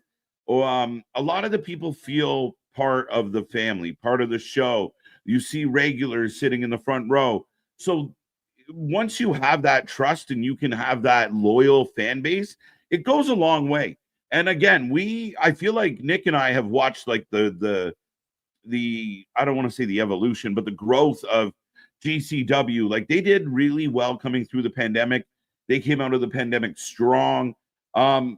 I think a little bit they ran into a little bit of maybe overbooking. I mean, even their shows are all kind of monikered now. Maybe they should just kind of focus on specializing. I don't know, but it's almost like you're seeing too much of the same thing all the time. If you watched all their shows, 2 or 3 a week, sometimes you kind of water down the product a little bit, but they've done extremely well. As right now, I'm getting a package, which I believe is for an upcoming show. And I mean, their production value has come so far. When, they weren't doing this a couple years ago, this kind of thing. Hey, Reefer, friend of the channel. 3-1. One of the funniest interviews I've ever done was with Grim Reefer of GCW, who was just in the package there. But this is for Hammerstein. I'm sure I'm the only one who's not watching the show. Maybe. MLW has loyal fans as well. They sell out arenas. Again, smart enough to go to smaller arenas, Damien. And I do believe there is a little bit of, I might think GCW might have a stronger overall fan base than MLW at this point. MLW has been an interesting company, but they've managed to continually bring in people with some name value and do some stuff. Now, some of their shows are a little chaotic and all over the place, a little scrambled eggs for me at times, but there is good shit in there. The People versus GCW, Hammerstein Ballroom. We're going to be here live for that one. It's going to be a fun one. We're also back at it tomorrow for Raw, folks.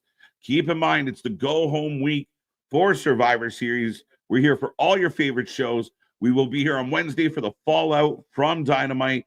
Thursday, our Survivor Series preview. Saturday, well, Friday, you know, we got SmackDown and Rampage. Saturday at 5 p.m., we go live for our Survivor Series marathon. We will be here at 5. We don't know what time we're going home at, but we're looking forward to War Games and everything else that comes along with it. As here comes Jody Threat.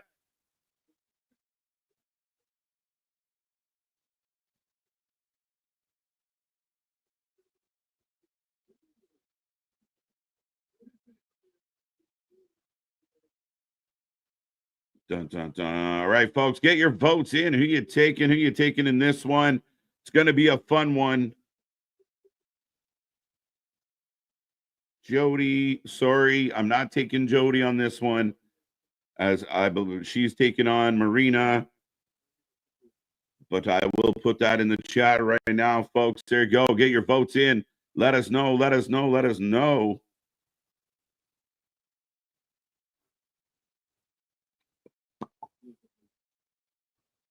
Beautiful music. Thank you, commentator. Marina Shafir wins because Jody Thread has no chance in hell. Let's go. How do you feel about these pre-taped WWE events? Mark, it is what it is. I mean, again, are the pre-tape shows my favorite? No, but I understand why they're happening, and I don't have a problem with it. They go live all year long. Unlike any other show, they're constantly live every single week. Hey, is that Moxley's in the house? Your AEW champion here with Marina Shafir, and we got a Moxley chant in the building.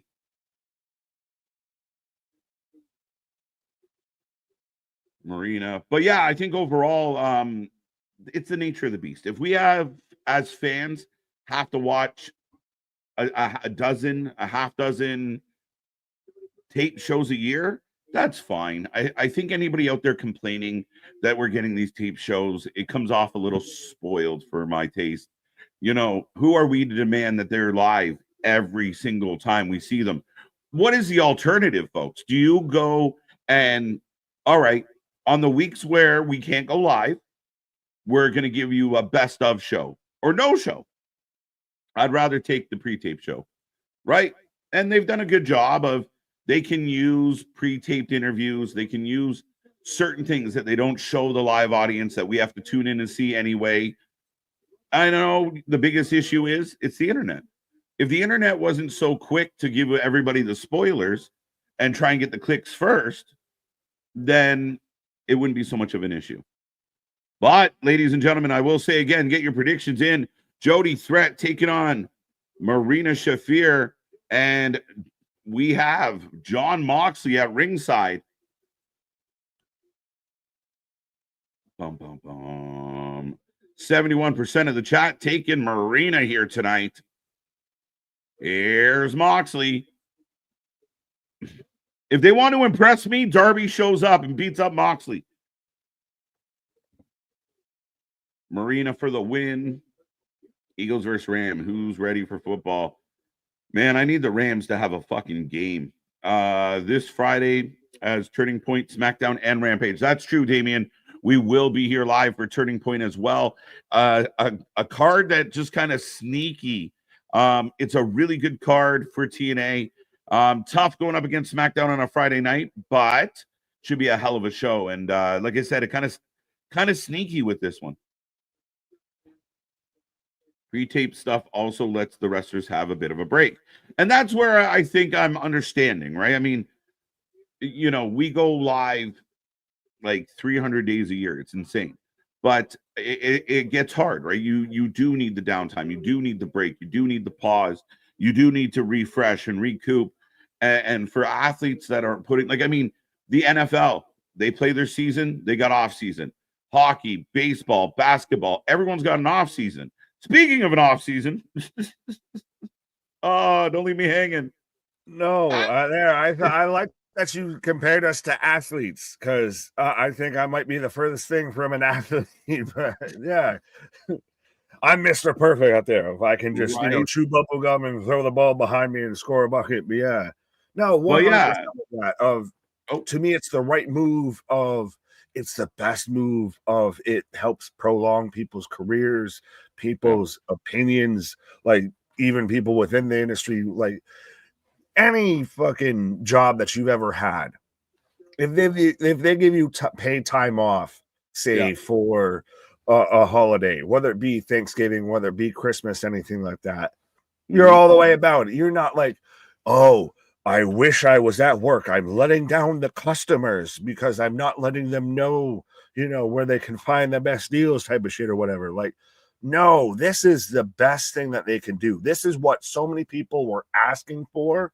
And again, now that they got it, now I want to bitch. It's like the 2-hour Monday Night Raw. Now that I got it, after I kept complaining about it, now I don't want it. Yeah, if they don't do it, they're devilish and they're working their wrestlers too hard and it's not fair and da da da da da. But then they do it and they're like, but I mean, again, complaining about if they were doing 20, 30 fucking tape shows a year, we might have a different conversation. But I mean, they're literally doing a handful a year. Christmas, Thanksgiving, European tours. I get it. We're good. Well, and the live shows pretty much died off at this point. They're now a dime a dozen a little bit. And and people aren't exactly, crying home about it. Marina on Jody's back. Sorry. Like, I wonder what her and Roddy do just in the bedroom. They doing some extra freaky shit and everything. They be out there, climbing on each other like spider monkeys. Right. The Messiah, the backbreaker in the house. Right. Man's hitting a lumbar check in more ways than one, if you know what I'm saying. Marina just throwing body shots right now. I don't know if it's me or if it's you, but you're about 280p a second here. Okay, fair enough. I just was making sure it wasn't on my end. As KJ's making sure he's got his things all wired together and everything, as I've got Marina Shafir. There we go. As I've got Jody Threat now. See, KJ left and Jody Threat takes over the advantage here on the match and everything like that. And she's got the rear naked choke right now on Marina. I feel like I need to do my worst Joe Rogan impression right now of what Marina needs to do here. Is she needs to make sure that Jody doesn't lock in her legs here and that she can't flatten her out. Oh, as she rolls through, is she going to get a pin off of this? Oh, she spins through. Brendan, happy birthday, Brendan. Hi, Brendan. I think that might have been a way of letting us know that it's your birthday, but yeah, hi, Brendan. Happy birthday, Brendan. For how physically intensive wrestling is, we need to demand they take better care of themselves.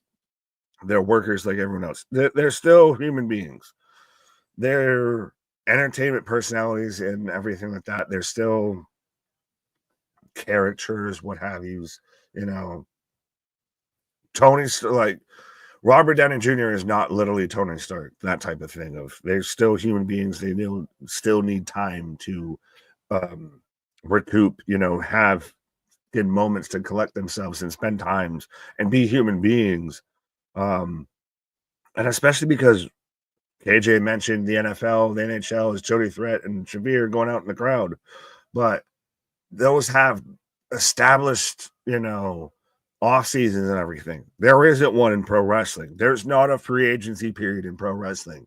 I don't see any promotions out there that are fighting for draft picks or anything because trust me, I think AEW might have the first overall and the second and the third. But there is no off season in wrestling. So if they can find time and choose their spots, I'll keep it a buck. Honestly, we do this. We do as much wrestling content, as much live streams and everything, watching all the wrestling as we can. But if we can take a spot to still catch our breath, we're going to take the spot. So, and especially around the holiday season, everything. We got footballs, we got all that, so we can watch that. Watch the replays.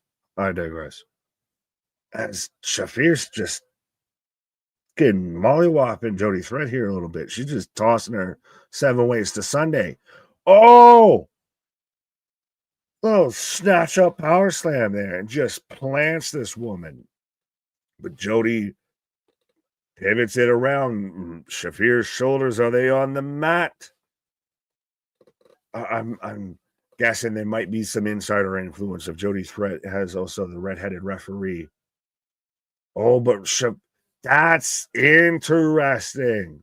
Shafir taps out Jody with the front kind of face lock, the front chin lock there and everything on top of her, to where you were questioning at times if their shoulders were down and everything.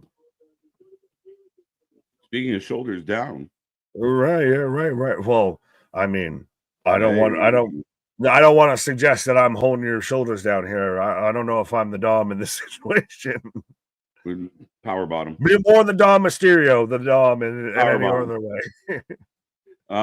Do you think Darby is next for Moxley? I think so, but he just I lost sure the fuck hope so. Well, I mean, Christian could be. Paige could be now. Like, how many people did they introduce as possible challengers? And Darby just lost to Cesaro. So how could Darby be? Well, you lost to the henchman. How are you going to beat the champ? But I hate that that's confusing and everything. But like, I mean, fuck, we all hate that. It does help that it is this many people, but at the same time, like, Darby should have looked way stronger going into all of this, and he already looks fucking stupid. Of like, well, it's hard enough. He should have been there, but he gave it up just because. Right. I've still stood by this of if you take OC and Darby and you fucking fusion dance them together, you get two halves of a whole thing in WCW, and you have OC, that's the babyface, the character that in ring you believe should win, and then you have Darby, that's just he's the spooky dookie, he does all the fucking cameos, he gets the people going. But yeah, what the fuck? And we go back to the last Bloodsport with Shayna Baszler getting a W. Right. Well, and that's also always interesting with this. This is really kind of the melting pot of pro wrestling. Like, these are guys and gals who are tied to WWE, are tied to AEW, are tied to TNA, are tied to actually not even a wrestling promotion and everything like that. This is more their transition into pro wrestling. This is a melting pot of it. Yeah. Someone asked if I don't think Everest got canceled due to a bus. I thought it was his foot. Remember, he broke his foot. He broke his foot. Then remember, he got hit by a bus and no-sold the bus. Darby Allin's like the fucking emo Mick Foley of this shit. Of like, he has so many stories that you could only believe because it happened to him. Right. AEW Continental Classic Selection show tonight at 10:30 p.m. on YouTube. I just seen. Oh shit, interesting. Why wouldn't they make that known like yesterday? There's so many things. Or did they? To question with that. Why exactly that? Why are we having like of having like a selection show for this and everything? Like, why not use that as Dynamite? Yeah, no, it's interesting. I don't know. Like, I mean, again, maybe the Continental Classic helps focus some of his booking. I don't know. Is Eddie Kingston anywhere near coming back? Don't give me hope. Well, actually, at this point, I wonder what they do with them. But to me, it's more of the whole thing of like, if you're going to do a selection Sunday and everything for the Continental Classic, and the only advertisement is that you hope people watch your YouTube channel, like, why not just use that on a Dynamite and have some attention, some draw, some backing, some oomph behind it? Yeah. No, I agree with you, man. And the same thing about, I'm still struggling with the idea that Kenny's going to return to wrestling in a New Japan show against Gabe Kid. I don't understand how he's not instantly coming back into AEW and being an Impact player. It's the weirdest time because there's not a fit for him, which is weird to say because There's that's a not there's AEW's a MO, but yeah. there's a huge void at the top of the card where baby But faces where do you slot him in that right at the he top. doesn't just either dwarf everything or he Kenny fucking muddies the water? Right at the top, man. Kenny Mox for my money. You Yeah, guys, but then Mox Kenny has to win that a little bit. Like he has no reinforcements if Moxley and Cruz show up. You can still run it right into Revolution. Like you can run it for a long-term story. Who is with Masha? I don't know, but can I get your number? Can I get your she's Sammy something or I know her. She works the independent scene and everything like that. I swear to God, I know her. I wish I could say more, but yeah, and remember it off the top of my head, but everything like that. But yeah, no, I've seen her before. Yeah, she's Jessica Havoc without being Jessica Havoc. Yeah, right. But ladies and gentlemen, your predictions are coming in. 77% of the chat is taking Masha Slamovich in what should be a real fun match. Formerly Xia Li taking on Masha Slamovich. There is still always that kind of guilty pleasure with stuff like this of, yes, it is, more wrestling goes MMA. But with seeing still the characters, the personalities, this is very much like Mortal Kombat with this match, especially. Masha kind of promo. I like it. I've been an advocate for the longest time for Masha. I still would remember being upset when she was ranked higher overall in the PWI than she was amongst the women. Like, how does the math with that? Right. But Steve Chambers, welcome. I agree with this. I think Takeshka's on my list of favorites if he's in it. Even though he's already a champion, but Tony Khan doesn't care about that shit. Fletcher could be a solid favorite to win this tournament if he's in it. The only person I know, the only two people I would assume that I know are in it. Well, Garcia pretty much announced he's in it last night. Yeah. And then I assume Okada's in it. And right? This is though, I need New Japan Okada, or at least close to it. Go ahead. I think Masha just put her belt on the line. Oh.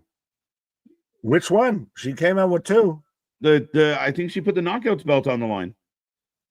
Oh, interessante. I think so. Maybe I'm wrong. Somebody out there, fact check me. Yeah, who wins this? Can Katana or can female? Can Liu Kang, female Kano? She did. She put the title on the line. Thank you, Shazam. There we go. Oh, it's such a fan. I know we talk about Masha a lot and with high praise. It's cool. And I mean, Xia Li, I thought deserved better. I will 100% just say I'm part of the Brady bunch of just Masha. Because she deserves it though. That's the thing is she is. If you were talking outside of the big two, if we want to even go that way, when it comes to women's pro wrestling, right? She's one of those she would be there amongst all the top level people. Like, again, that's still where I got mad of. It was, I think, last year to where she was like 15 in the PWI. And again, still that's opinion based, but how do you have her ranked higher amongst everybody, but ranked lower amongst the women? Like, that's right. The math ain't mathing. Masha on her bottom right now, playing a little rope-a-dope with Xia Li. She's one of the few, like a Jordan Grace, like a Rhea Ripley, like I'll say Bianca Belair. I was almost going to say Jade Cargill, but of those that you slot in can slot in amongst, like if you were going overall pro wrestling, they slot in amongst the men and everything. They carry that same type of weight. Yeah. Oh, front headlock. Oh, Masha almost back to her feet, but Lee getting side control. Well, Speedball not in Continental Classic. He has to wait until January. Well, Chambers, I haven't read that, but I will say this, and we've talked about it a lot here on the channel. Be very careful with your sources. Be very careful with where you're getting your information. And again, we try our best to keep everyone up to date on everything, but we've seen it multiple times where somebody's going to this company, they don't go. So this is happening, it doesn't happen. So we'll see. But the rumor was Continental Classic. It's all speculation and conjecture until somebody walks through that curtain. That's really what it is. In a big way. You can guess about it. Christ, you watch any sort of sports draft or whatever. I'm waiting for him to be blah, blah, blah, pick and everything like that. And they go getting 10 picks later and everything. Right. We don't know anything until we actually see it in front of us. Everything else we can speculate, percolate on. Absolutely. As Xia Li is trying to get the mount, Masha fighting out. If anyone's listening to the audio version of this on Spotify, hopefully you don't have your mother-in-law or anything like that in the car, because they might question what you listen to and what you watch. Can't wait to see this Friday, Turning Point. Masha Jordan 3. I think this feels like a farewell match, but 2 out of 3 falls. Yeah, this is so you can still get her a fall or so, but this is so long, farewell. Well, you solidify the new champ, right? You solidify with that big, an epic, she gets her rematch, and Masha finds a way to retain, to really solidify her as the new face of the division. You hammer the point home when you have it be a rematch and you have the stipulation, everything. You really send the message. Mm-hmm. Robert, how do you feel about Big Boom AJ possibly part of the C1 tournament? That can't be a thing, Robert. It might be. I want the wrestler in the first round. Man, I know we gave them a compliment. He actually was able to work with the crowd, but he can't. Again, it would be another one of those things where people are never going to take the company serious if that's what you're going to do.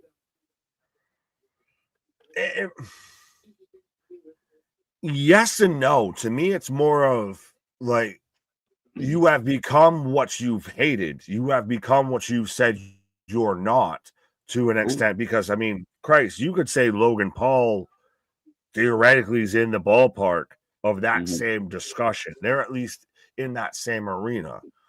So if you were to do something like that, you can't say this is where the best wrestle. This is, the not WWE. Sorry. Suplex. Nice transition in the suplex and going for the armbar. Great match. And still even just stomping through of 2. That's the added little touch. We got mounts. Shoulder to help lock it in. Front face lock. Front face lock. Throw knees. There we go. I feel like I'm a fucking cornerman. Refresh my shit.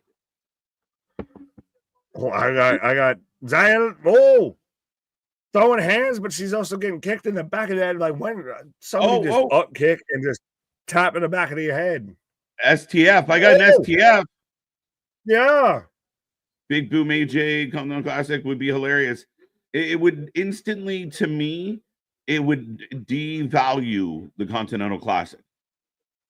100%. Which already is fighting for its life to be relevant. But yeah. It's like taking a thing on life support and saying, well, what if I just charge my phone in here real quick? Right. Masha's got Zaya's back battling. Zaya's trying to power her way up. Oh, just flatten out. Just push her down, flatten out, and just choke her ass out. Oh, both women to their feet. Nice suplex. Oh, can T-bone your ass. Oh, so maybe choke. You got to choke. You got to choke. Yes, I got to choke. I'm not Haktuian. I'm choking on that thing. KJ and Nick, I was reading somewhere what's gonna hurt Speedball Mike Bailey in terms of if you wanted to sign with the WWE is his lack of skills on the microphone. I mean, that is a factor, but could they help him get better? NXT. Yeah. NXT. Yeah. Oh, just the push through slam. I think Mike Bailey's probably most likely all but confirmed going, to AEW because he can still work all of these dates. Over. Masha gets the win. I think that's the second time I've been mid-sentence and the finish happens as I'm talking. Right. That tells you how goddamn fast that happens and out of the blue. Oh, they're saying it was an illegal strike.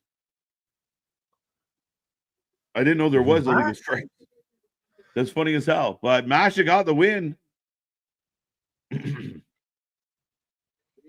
But this still, and we talked about it with other people that, say maybe you wouldn't exactly always expect work with a gimmick like this and this kind of stipulation. Xia Li, it fits her and it almost helps solidify her a little bit, even though in and out you kind of get a little more credibility of at least you was in that. Like you was there. Mm-hmm. Absolutely. Stephanie coming back from PW Insider. I'll believe it when I see it. Yeah. Was recently spotted at WHQ and coming back to W. For what position? She'll go back into a similar role that she used to have. The head ball sniffer? What? As Masha taking the title and going home. As we are getting down to the nitty-gritty in this pay-per-view. Yeah, but I did that, and we started at 6:45 and we're not going 6 hours through this and everything like that. Yeah, no. Steph will just show up and be the smile that runs the place because, yeah. She got a smile that'll scare you.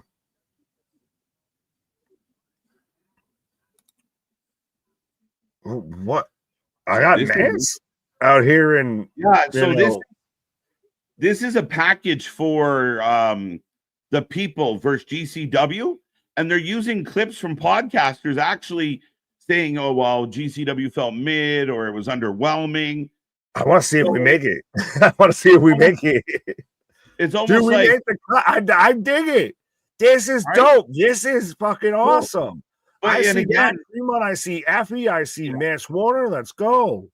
And it shows you like their production level has grown. Look, Matt Cardona is judge. Is the judge. Joey Janela's the head. This is so good. Like, honestly, 10 out of 10 with this. Right? This has been one of the best promos not involving a Samoan or a Heyman I've seen all week. They're all pleading guilty.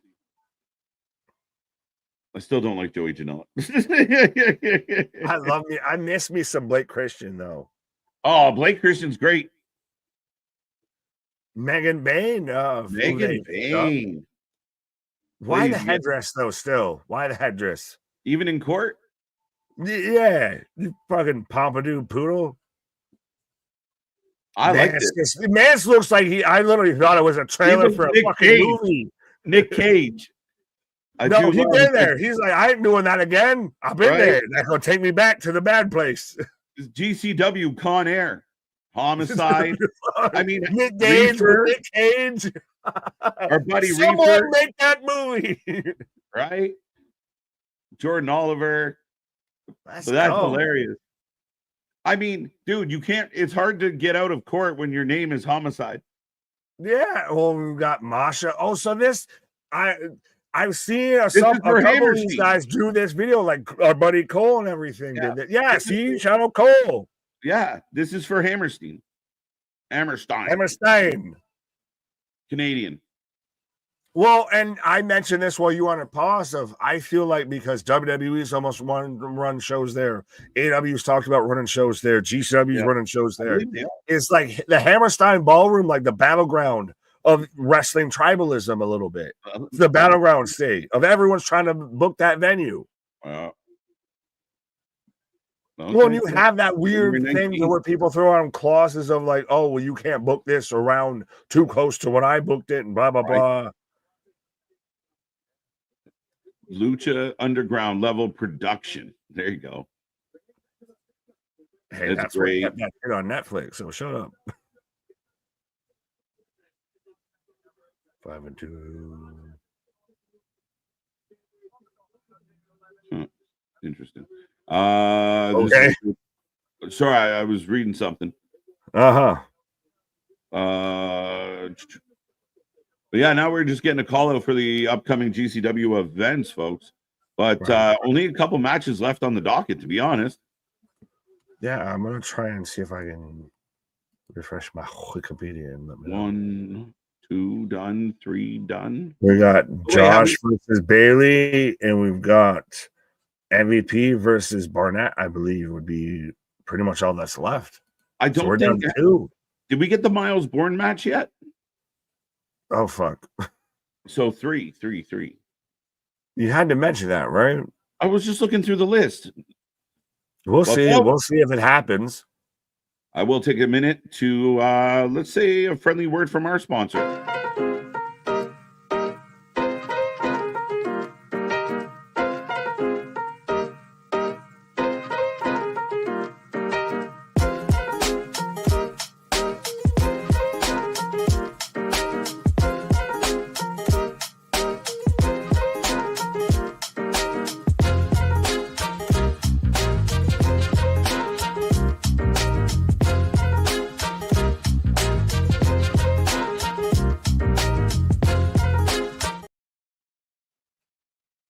That's right, folks. Go get your merch today.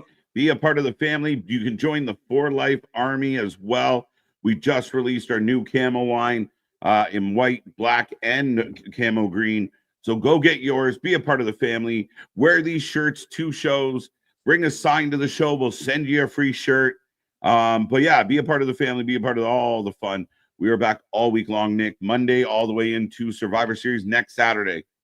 Oh, 100%. We're on a marathon run here. And again, it still blows my mind of even last night when we were here, ever so close, like 9 to 5 away from, 6K. And literally by the time we were, getting to the comments of people saying about, road to 6K, we'd already passed 6K. So 100%.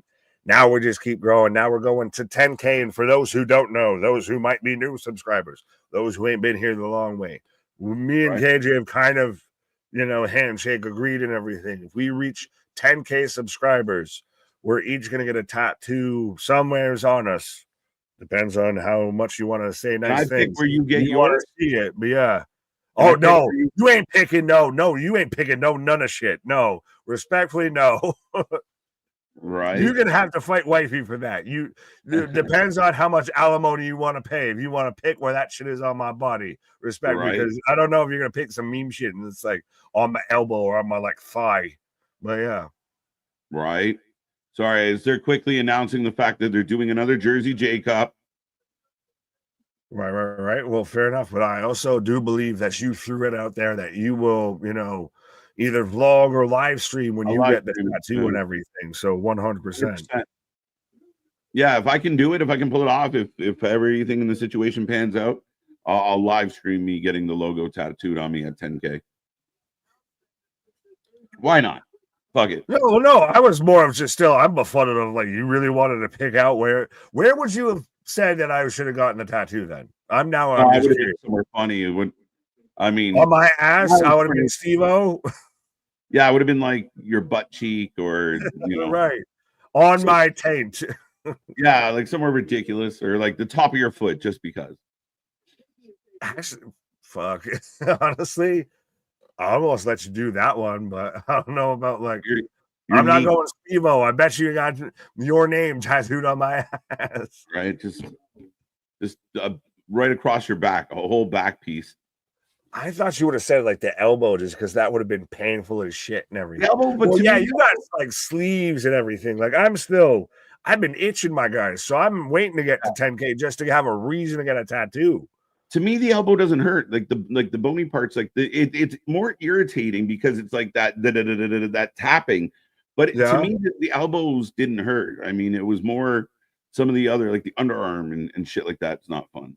Oh, yeah, fair enough. Well, because I got one on my underarm. The most painful one I had was probably actually that one, if I can kind of halfway show it, of the skull on my forearm, because it was so much shading and Mhm. everything. It was so much just going over it, and then it hurts, and then going. I get it, but yeah, just going over it, and then going over it, and then going over it again.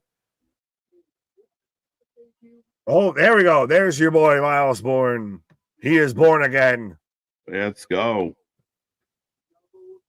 As he will probably pick up the W here.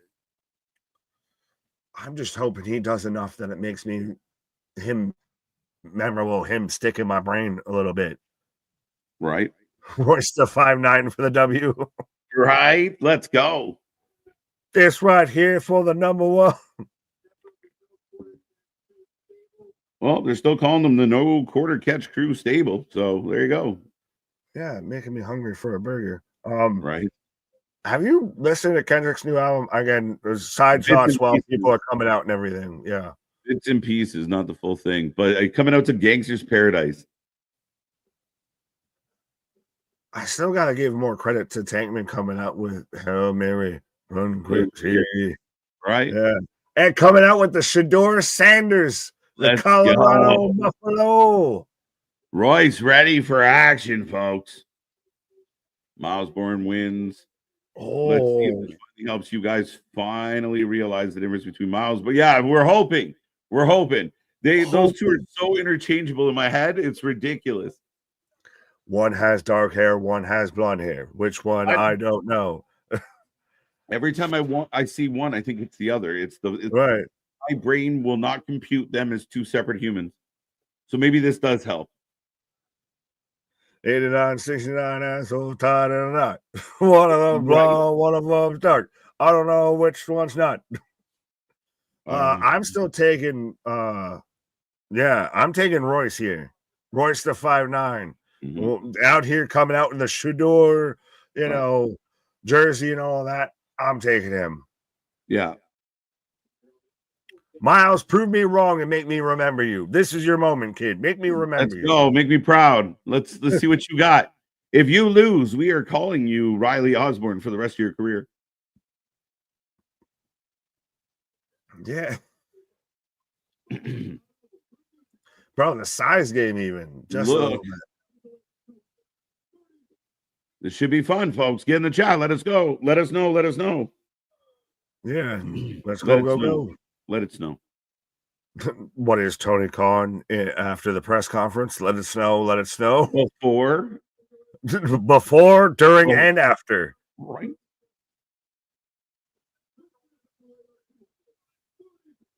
$240.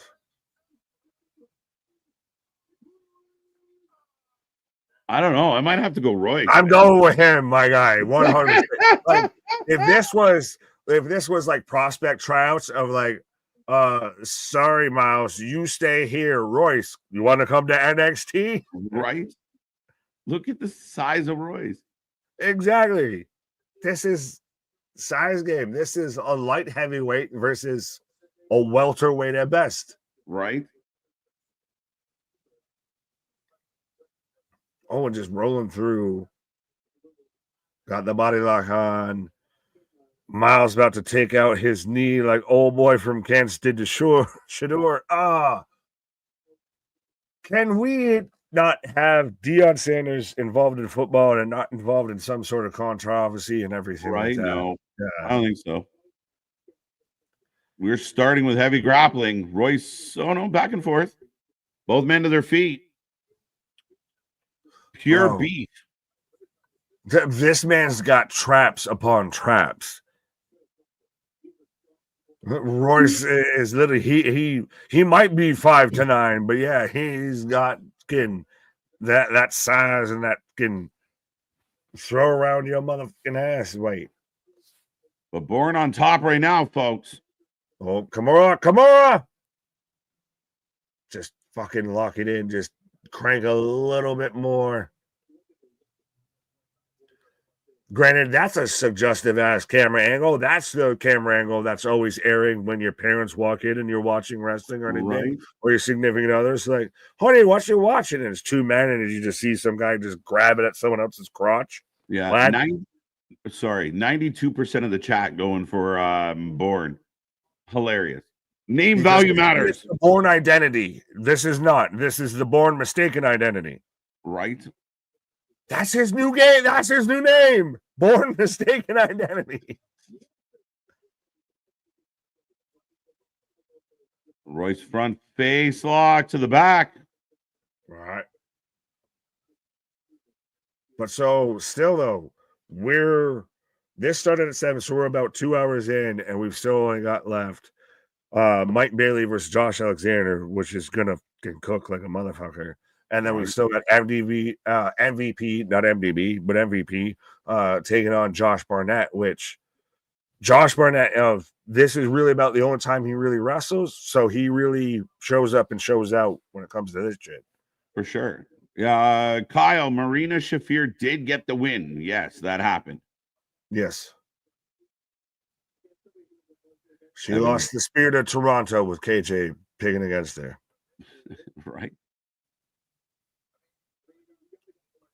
Myles got mount. Oh, gave it up. Falls into side control. Right. We got to put some respect on No Quarter Catch crew. Not until McDonald starts to put more respect on their no quarter pounders and everything like that. Palms to the forehead. Like, tell me why I go to McDonald's and I don't want to ever get a burger outside of a McDouble for the fucking longest time. If it's always, I just want nuggets and fries. I don't want no burgers.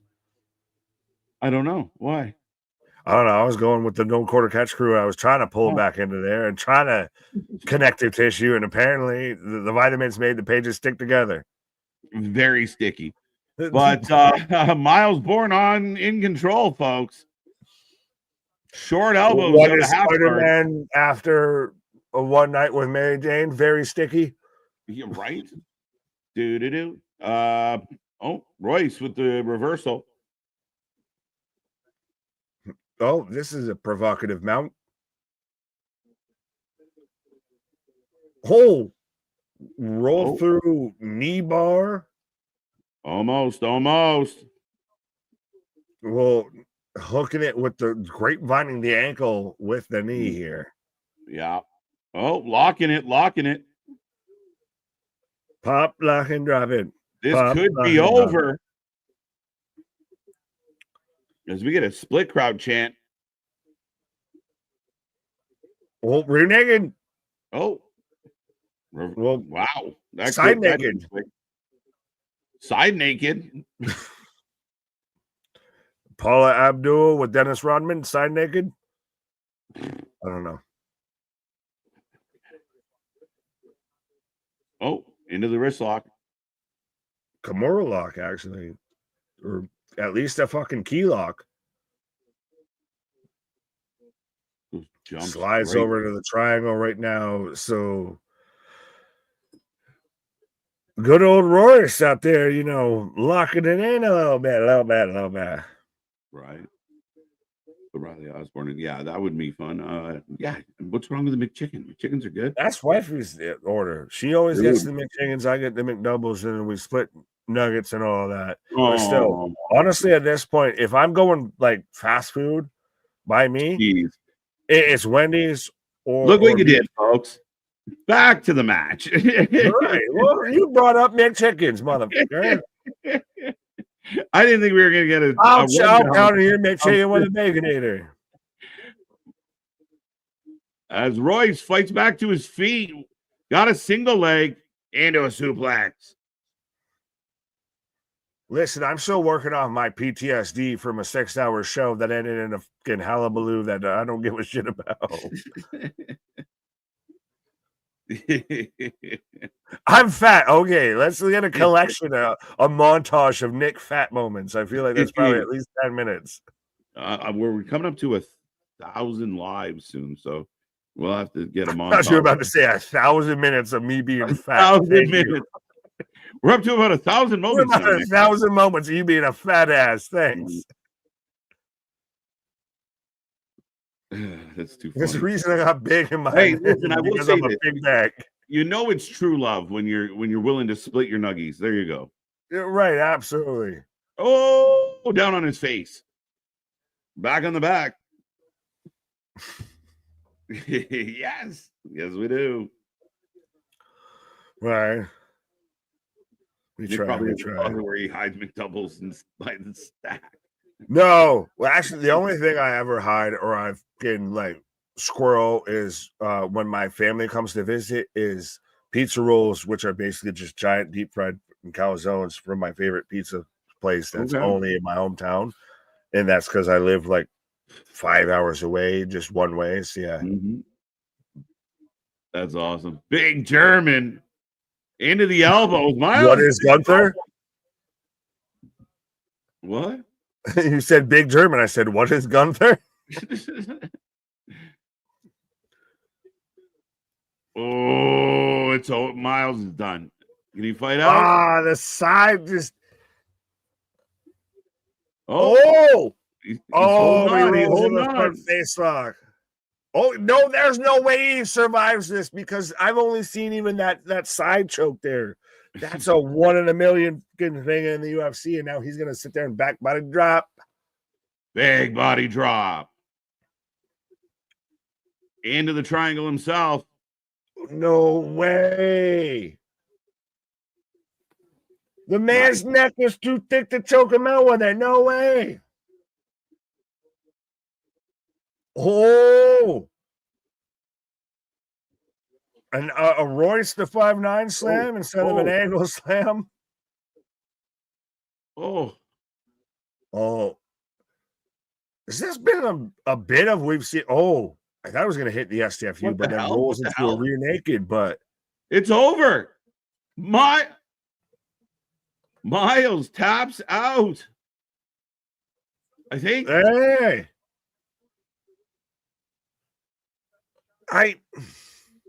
I feel like we just saw super similar to that with the last match with the finish, at least. Yeah.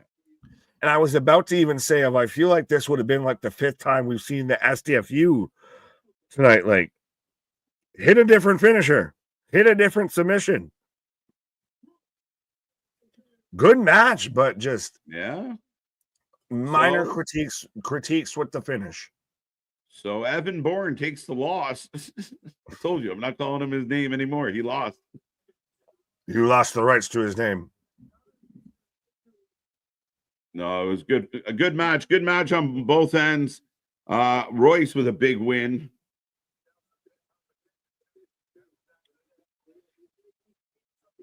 He 100% has just like created wrestler physique. Right. God damn. Great fight. 7 and Tommaso Ciampa was swole. Right.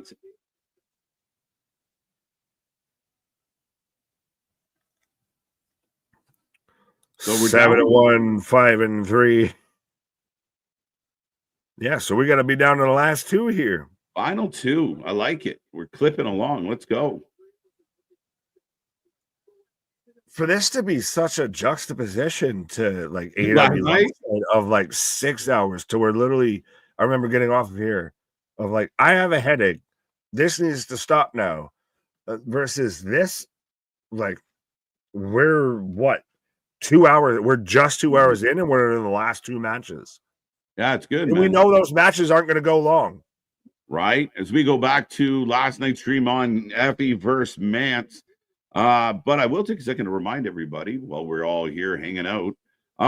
We are back tomorrow for Raw, and we are here all week long. Nick, a busy week here on the channel. Thursday, we do have our Survivor Series preview and predictions. And then we are back, of course, on Saturday for the actual Survivor Series, plus all your favorite wrestling shows all week long. Don't miss a minute, folks. And we got more coming your way, more shows than anybody else out there. And we can't wait to keep doing it. But we just hit 6K. Heading towards 7, and then we're not stopping, folks. So thank you for being a part of our weekend. And yeah, keep going. Be a friend, tell a friend. Imitated, never replicated, never duplicated. And anybody else out there, just raise your hands of getting excited to out there be using generals gathered in their masses. I'm going to just be jamming that all goddamn week right now. Right?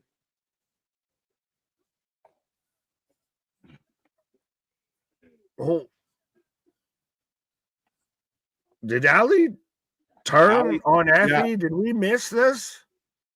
Yeah, Ali and Effie are having a falling out. Oh, you hate to see it. You got to be like torn with this. Oh, well, then she turns back. All the things it said, all the things it said. Oh.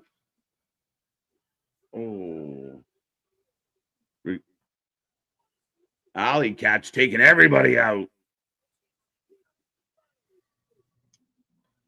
I thought of a joke, but I don't want to say. She's holding up the GCW championship, which GCW is the promotion that could have it to where Alley Cat is your GCW World Heavyweight Champion. Right.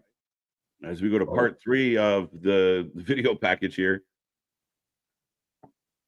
Boom, boom, boom. Run through this world all alone.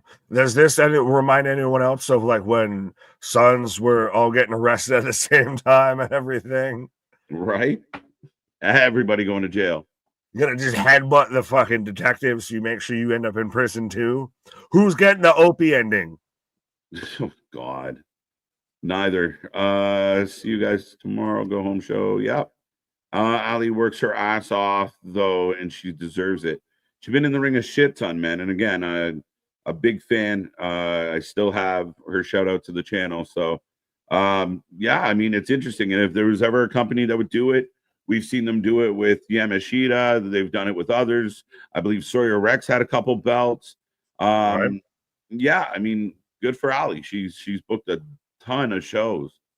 That's a hell of a shot of all of them so cool. Lined up in the orange and the Hammerstein. Like that's so good. But ladies and gentlemen, up next, Josh Alexander, Mike Speedball. Get your predictions in. This is going to be a fun one as we head towards the last 2 matches of the night. And one of the last times we may see Speedball and Alexander for a long, long time. Right.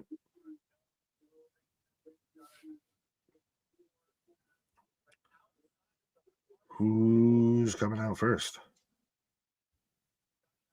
Oh, that's Josh was like sure. No real entrant. Man's got a little bit of a shiner.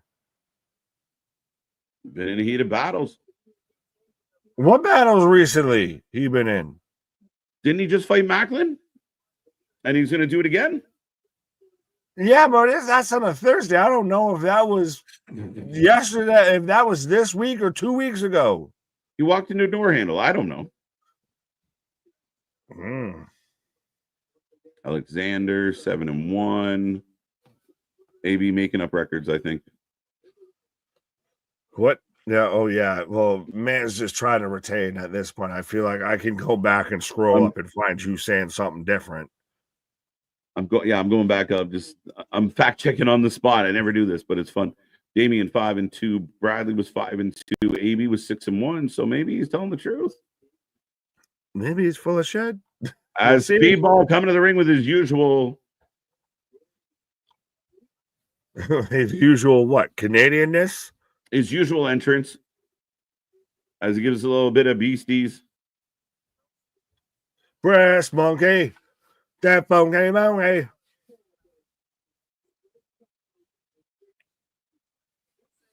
Josh Alexander. Josh. Speedball. Josh. I really want Speedball. Interesting. 50-50 in the chat. That's interesting. It makes sense to me with this match. Like, if there was going to be a match that's 50-50 tonight, it's this. It makes sense. And, I mean, the main event could probably be 50-50 as well.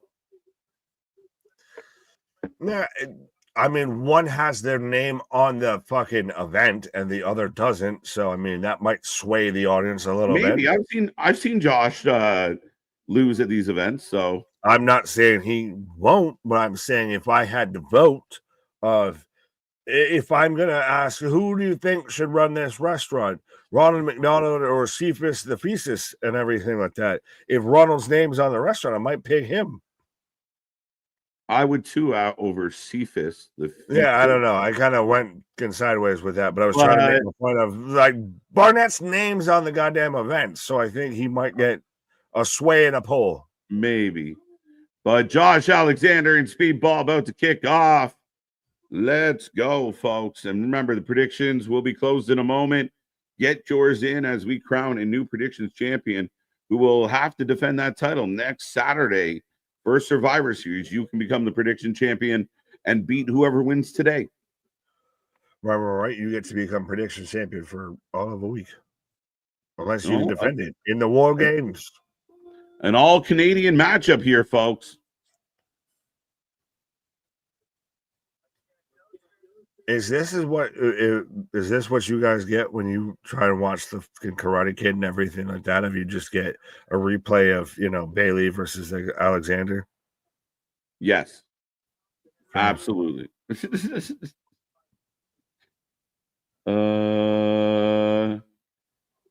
You must be honest, Speedball, if you're going to be Josh Alexander. Oh, hello. Oh, hi, Paul. Welcome. Way to make a splash. 50-50. 53 for Speedball. Neck and neck. And even if you're going to be him, what? Beat. Oh, well, he said B. Beat. Oh, just beat it. Beat it. But we're off and running, folks. Speedball and Josh just feeling each other out to start this one. Oh. He's definitely a heel, Ken. He's a heel all the way. True heel. Well, no. Perspective. Again, like, is Kevin Owens a heel or is he a babyface? Was Drew McIntyre a heel or is he a babyface? MDB? I was pivoting it around of it, yeah. What the fuck? I'm joking. Speedball and Josh Alexander going back and forth. Yes. Almost like jokes happen. Impact Wrestling is having a 2024 never before seen matches show on Thanksgiving. They usually do something like that, Bradley. So that's pretty cool. At 12 a.m. Well, we will not be here for that on Access, Speedball, and Jake something. That'd be cool. Right. Thank you. Yeah, I mean, we don't want to get too deep in that, but yeah.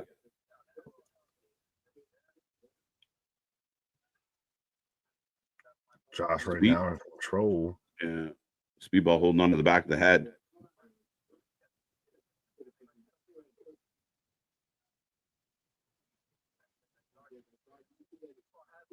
It's just even with the headgear, especially you anticipate like Josh Allen, like I know not to wrestle with this guy.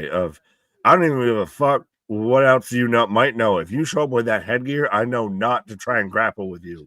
Right? You've done some graps. Right. You don't have the best ears. Like your ears are fucked up because that's why you're wearing that.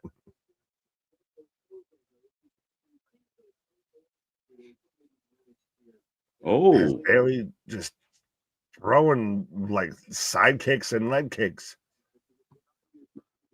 Yeah, Josh shaking that one off on the arm. Well, at this point, you've got a striker versus a grappler. Of once Josh grabs a hold of him, he should have more of the control. It goes the other way as Bailey gets the judo throw, the hip toss, and full mount. Mm-hmm.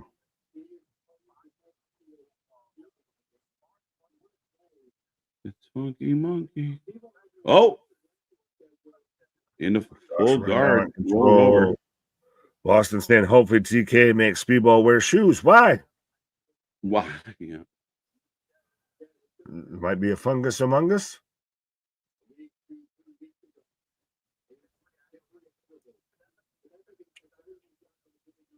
Both men battling it through, folks. Get in that chat. Let us know how you're feeling. Let us know what is on your Ross and mind here tonight. And don't forget, join us tomorrow. And make sure, just take this link. Be a friend, tell a friend. Tell all the people you know. As right now, Josh Alexander in control of Speedball. Right. The man in football. Hey, Solo, listen, put shoes on. What? Oh, talking about the shoes. No shoes for Bailey. So Solo had shoes. They made Solo eventually put shoes on. Maybe going to the big show will get Bailey to do it too. Well, that's debatable if that's the big show or not. Well, I mean, Paul White, what? What? We did get to see Paul White last night as part of the extravaganza. And still was undermined by the Rizzler. How would you feel if you were the big show, if you were Paul White, if you were Captain Insano, and in 2024 you get outshone by the Rizzler? Right. I mean, slapping him around, giving him shit.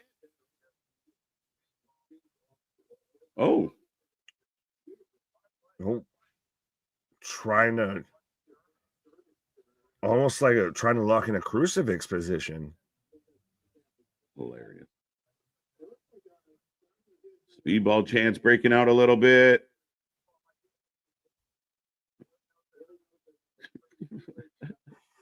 We got Hasbulla on AW last night. Yeah, you got Italian Hasbulla. You got Italian American Hasbulla. You got Sopranos Hasbulla with the fucking Rizzler. That is really funny. Oh, Bailey with the elbows. Josh turning it over.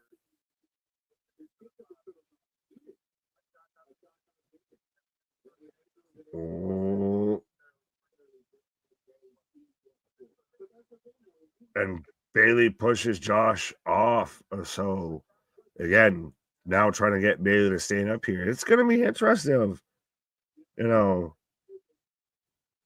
This has gone already, I feel, considerably longer and more, back and forth-ish than a lot of the other matches that we've seen so far tonight.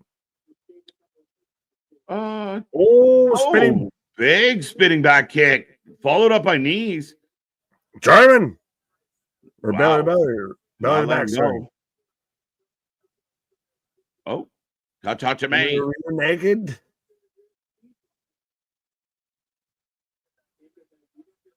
Now he's going for the cut, Jimmy. Josh is saying no way.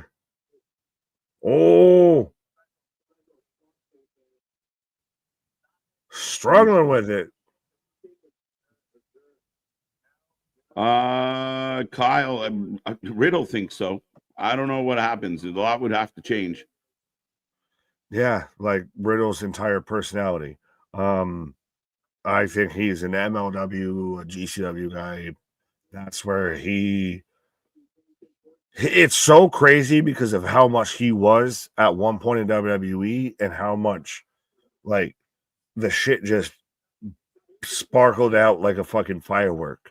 It was really great to watch and you wish it could have stayed longer, but it's never going to happen again. Yeah.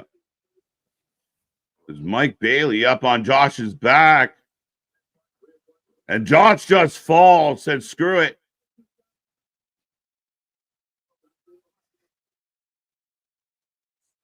Ooh, fight back.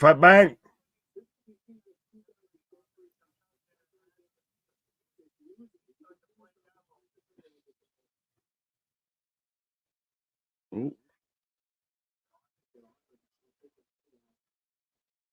Good fight. Josh is wailing away right now. Yeah, Josh ain't happy.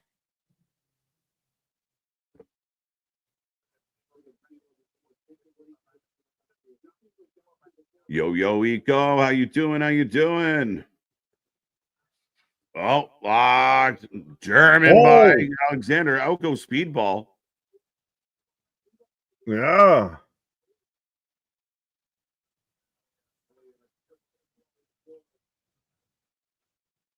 Thoughts on Continental Classic being 12 competitors. It was 12 competitors last year, 4 brackets of 4. So I'm not surprised. Oh, no, 4 brackets of 4, 16. So they dropped it? I mean, did they drop? It might have been 12 competitors. It might have been 16. It felt like it might have been 2, maybe 3 competitors realistically. So, yeah, that's more the thing. Right? I mean, again, I thought they were 16 last year, but I could be wrong, Damien. Well, oh, Boston just trying to get piss in the water here of I'm pissed, Damien. It should have been 14. It's ruined now. Soiled it. it. Oh. On the floor. Speedball grabbing that shoulder. Josh back into the ring.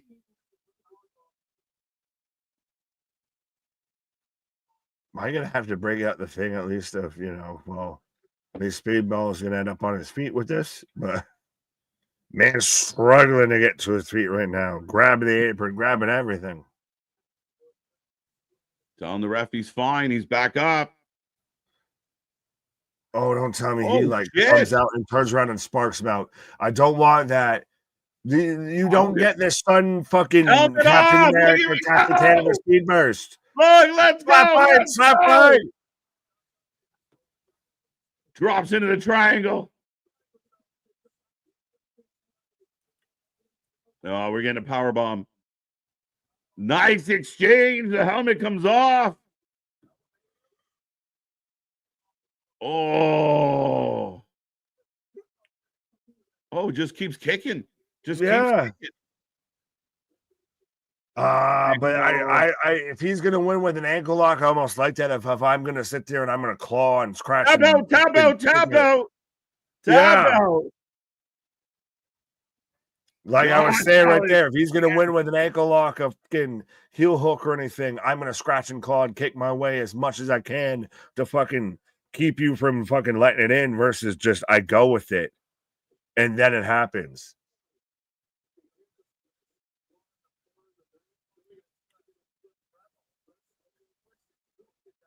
Yeah, so I really like that. That's how that ended of the fucking heel hook finish and everything.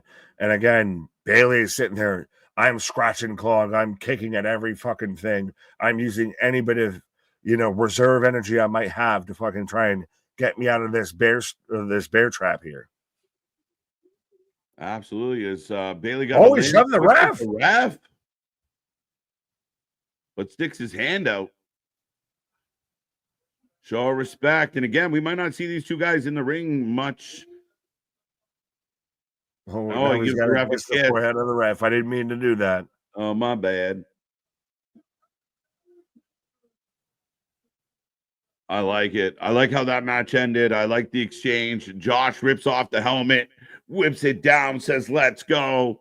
Eventually turns into a couple of submission exchanges, and Josh Alexander gets the submission win. Right.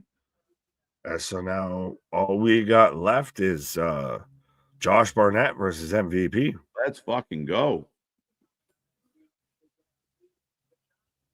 Be in bed by 9:30 at this pace. I mean, I'm about it, respectfully. I love y'all, but I'm about it. Barnett for the win. Barnett, 5-4, MVP. What is this event on? It's on Triller, my friend. Right. Well, and remember, we're getting the replay of Bloodsport 11 from July of this year and everything.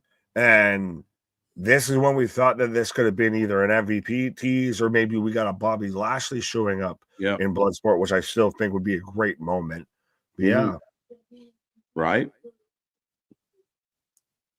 So we go back to Bloodsport 11 where MVP did challenge Josh and how we got to this match here tonight, folks. We got one match left. So don't forget to get your predictions in, and don't forget, we're here all week long. It's been a fun night already, over 2.5 hours live on top of 6 hours live last night. We truly are the channel that goes live more than anybody else out there. And again, I can't wait for this week and to get through these shows and get to Survivor Series next weekend, 5 p.m. live next Saturday. And all month long, we got more stuff coming your way. Yeah, think about it. We're going to be halfway recovering through the American Thanksgivings and everything like that. Out here watching SmackDown and Survivor Series and everything. We're going to be in that tryptophan coma, still out here watching wrestling.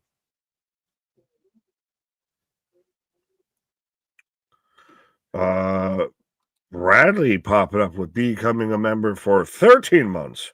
Seems ironic.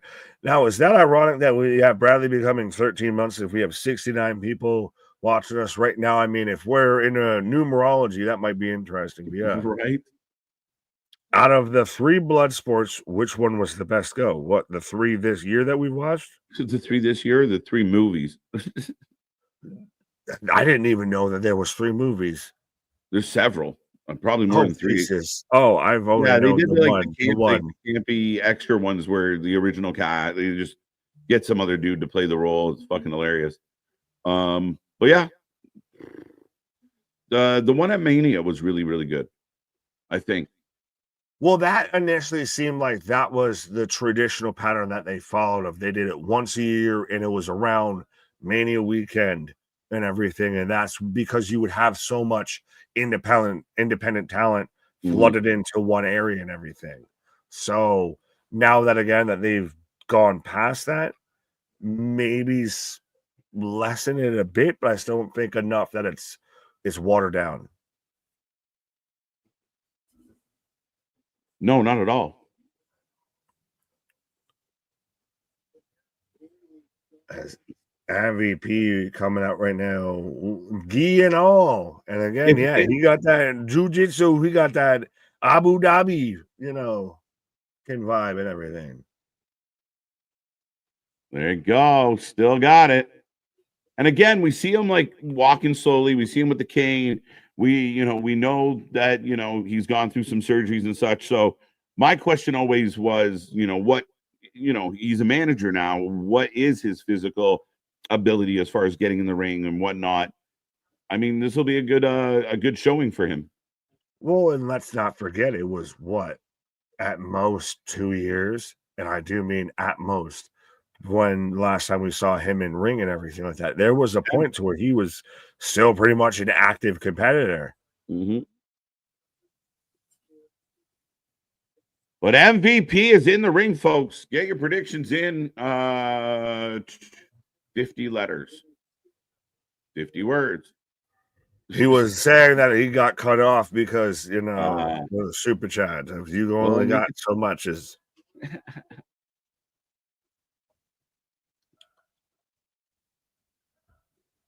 They're chanting, "We hurt people. We hurt people." Oh, well, that's from the press conference and everything. Yeah. Which, again, MVP was the MVP of that. Right? Man comes out right to the point. They feel more professional, more polished, more prepared. I mean, again, I was one of the people that thought Tony should stay away from signing a bunch of ex-WWE talent. But the Hurt Business brings some legitimacy and some professionalism that they might be lacking.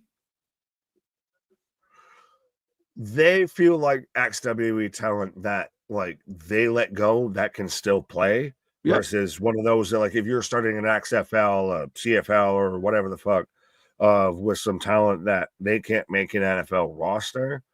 Yeah. Bobby Lashley, MVP, Shelton Benjamin feel like talent that, like, they just decided they didn't want to have on a team type of shit of, like, that's some shit you can build around. Yeah, to a point, right? I mean, again, age was a big factor in the decision making with this as well. And it is an interesting dynamic, right? Like, the WWE more inclined to let certain people like Adam Copeland or MVP and Shelton go, hoping or planning on bringing in more younger talent, and AEW scooping them up. And I mean, it's an interesting dynamic when AEW is supposed to be the young, hip, brand out there. Is Bobby Lashley in AEW, Mark Messier as a New York Ranger instead of an Edmonton Oiler? More like Gretzky as a Ranger than an Oiler. Even though he's Joe Thornton as a San Jose Shark versus a Boston Bruin. Something like that. But again, I mean, you give. It's funny, I'm being picky, but yeah, something like that. I mean, Thornton and I mean, they ended up having longevity, so they could become that if they do something good with AEW and hang around. Yeah, it would perfectly fit.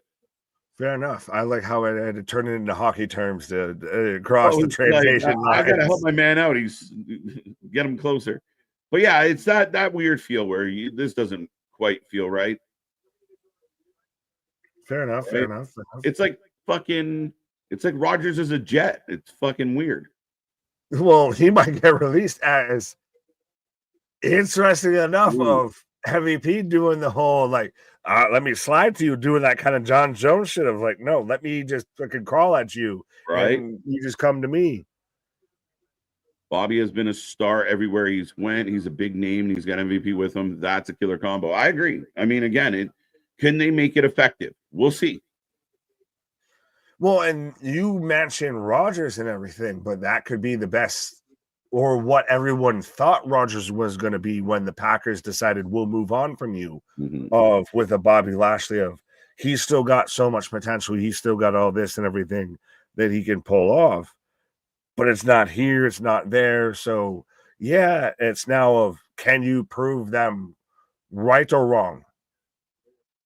Right. Did you guys hear the race bait question bullshit that Fightful tried? That was great. Oh, I'm just gonna say, I mean, we talked about this before we went live, of just how well he handled it, and he's not wrong at all. And I mean, it was really fucking refreshing to hear Bobby answer in that manner. I also liked how MVP and Bobby, I believe, were kind of fucking with the media, like kind of quizzing them, who are you and where are you from and what degree do you have. I mean, I think you said it either live or before we went live about it. They really got over with you in that media scrum. Oh, absolutely. And then they sat there and even asked the guy of, I'm from the F4W or like, what is that? And then even Tony had to pipe up Wrestling Observer Network. Oh, we don't answer any questions from that dork and everything. No, they became instantly my favorite faction with that, just media scrum alone. Again, to me, the media scrums are kind of fucking stupid. We've even talked about this of that's why Hunter comes out, and if they're going to do it at all, he comes out and he does his best Dana White and talks about the fucking ticket gate and, all the numbers and everything like that. As a fair-skinned and complected person and everything like that, I don't want to fully speak for how, people need to feel about questions like that and everything, but yeah, that to me is just, that's not the place or the time or anything like that for that type of fucking question. I think we've really reached a point at this that why do we need to split it? Why do we need to differentiate? Sometimes you're just a champion because you're a champion. If we're going to treat them everybody's the same, then you're just a fucking champion. Well, absolutely. As Barnett is on top of MVP, speaking of champions and former champions and the gentleman himself. But yeah, no, absolutely. Yeah, I don't know who brought this up, Paul, and if you think we did, I think you misunderstood the premise. We can't have older people. You need older people. You can't have too many older people, though. But at the same time, when we talk about a company that was accused of hoarding talent, I'm happy the talent gets to move on and try something new. We just saw it with Corbin. But yeah, I don't. And sometimes talent does better outside of that realm than what they did in it. Yeah, I love Bobby's answer. Is Bobby with MVP? Not tonight, and no Bobby at all. No booby. Right. Well, no, and I appreciate that MDB even said that he even loved Bobby's answer. If that's the thing, we don't need to fucking make it a split between shit or whatever and everything. No. You're a champion, you're a champion, you're a champion. Move the fuck on. Right. Barnett's got a hold of that arm. MVP trying to fight out. Trying to stretch it. Right. No Ricky Booby. Oh, God. Got the heel hook. See, we're now we mentioned Mina, so we'll keep you abreast of the situation, folks. Yo, did you see the fact that the first table they landed on said fuck no and I didn't notice live the hop, skip, and a jump. I thought it was that fucking skipped like a flat rock on a pond. I thought it was equipment cases that they hit, and then when I saw the replay this morning, I was like, oh shit, those were tables that were supposed to break too. I don't know how many times I gotta say it out loud. The side by side tables always fuck someone up in AEW. They never hit both tables, just one table. If you stack two, you're fucking gonna kill somebody. Julia Hart, Sting. It was time. Willow that did the power bomb. I can't remember who she did the power bomb to. Oh, it's Anna Jay. Yes. Yeah, it's one of those of tables and AEW don't agree. I've never seen so many tables not break. I am the table. They're all Japanese tables. Yeah, they just slip and slid, but at least they broke the second table, but they were supposed to. You had to have a second table. Like the second table was not supposed to be the primary table. That was supposed to be the backstop. Yeah. Imagine you're throwing a fucking pitch and it goes through the backstop. That's a problem. Josh Barnett putting up a free throw. Oh, laying down the line. Why does this look, honestly, I appreciate this, but why does this look like Unk versus Unk at the holiday cookout? It really does. This is gravy versus cranberry sauce right now, folks. Mm-hmm. God wrench. Yeah, good fight. And again, we didn't know really what we were getting from MVP. This is good. Shows me, though, he could still, if need be, if called upon, I bet you could have like a 3-minute match in AEW. Something quick, something light. Mm-hmm. Did you remember when Bowens fell and only broke? Yes. I'm taking tatted up, Unk. Which one's that? Right? I think MVP has more tats. MVP depends on where you count them. Right? 3-minute beat down. Did someone say 3 minutes? Yeah.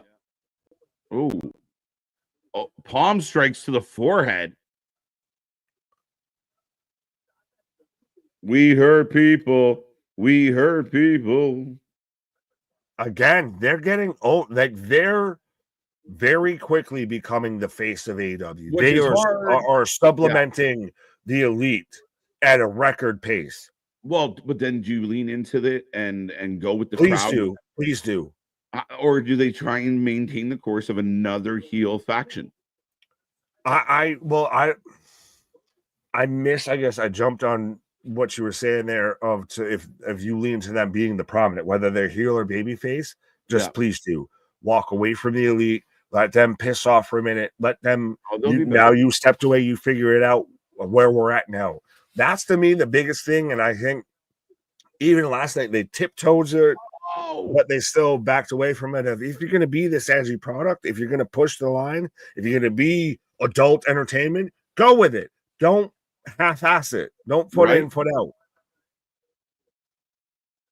As got the heel hook in. Right. Interesting. Good fight here. In the main event of Bloodsport 12, folks. MVP Josh Barnett 1-on-1. 65%, 67% taking Barnett.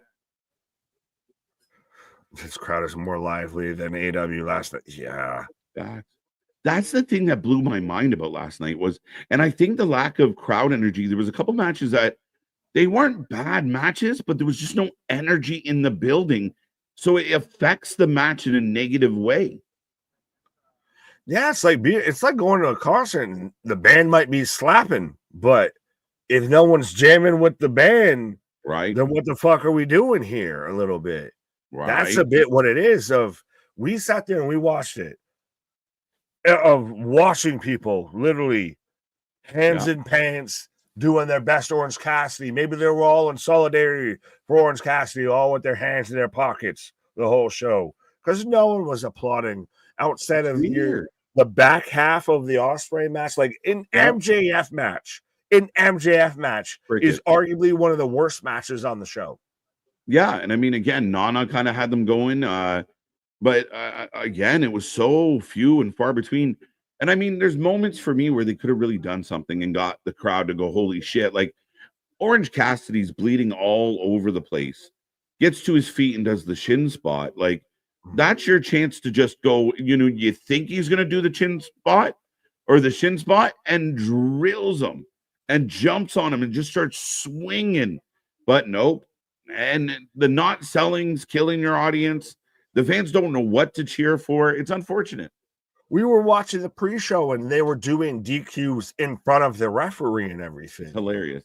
I still would have thought of, now that you mentioned the shin spot and everything like that, if he would have sat there and he like taps him the first time and then just straight field goal kicks him, I think that would have been a great moment, and that would have popped that would have brought in a lot of people back into it. You can't just be one note. That's the thing. You can be true to your character, but you have to fire up. You have to have moments where you feel rage, where you have aggression. But you can't be a character. No character's one note. If you're a one note character, you're a side character at best. Yeah, that's a good way to put it. As Barnett going for the Kimura. Right. Did MVP get a haircut between tonight and last night? I feel like he might have. Right. Holding leg. Again, really competitive between these two. Flips him over. Back to a stalemate.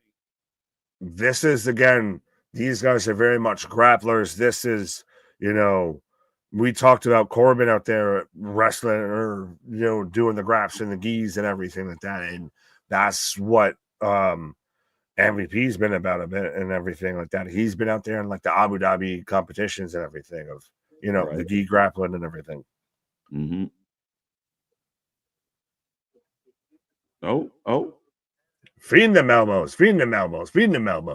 Oh, big uppercut.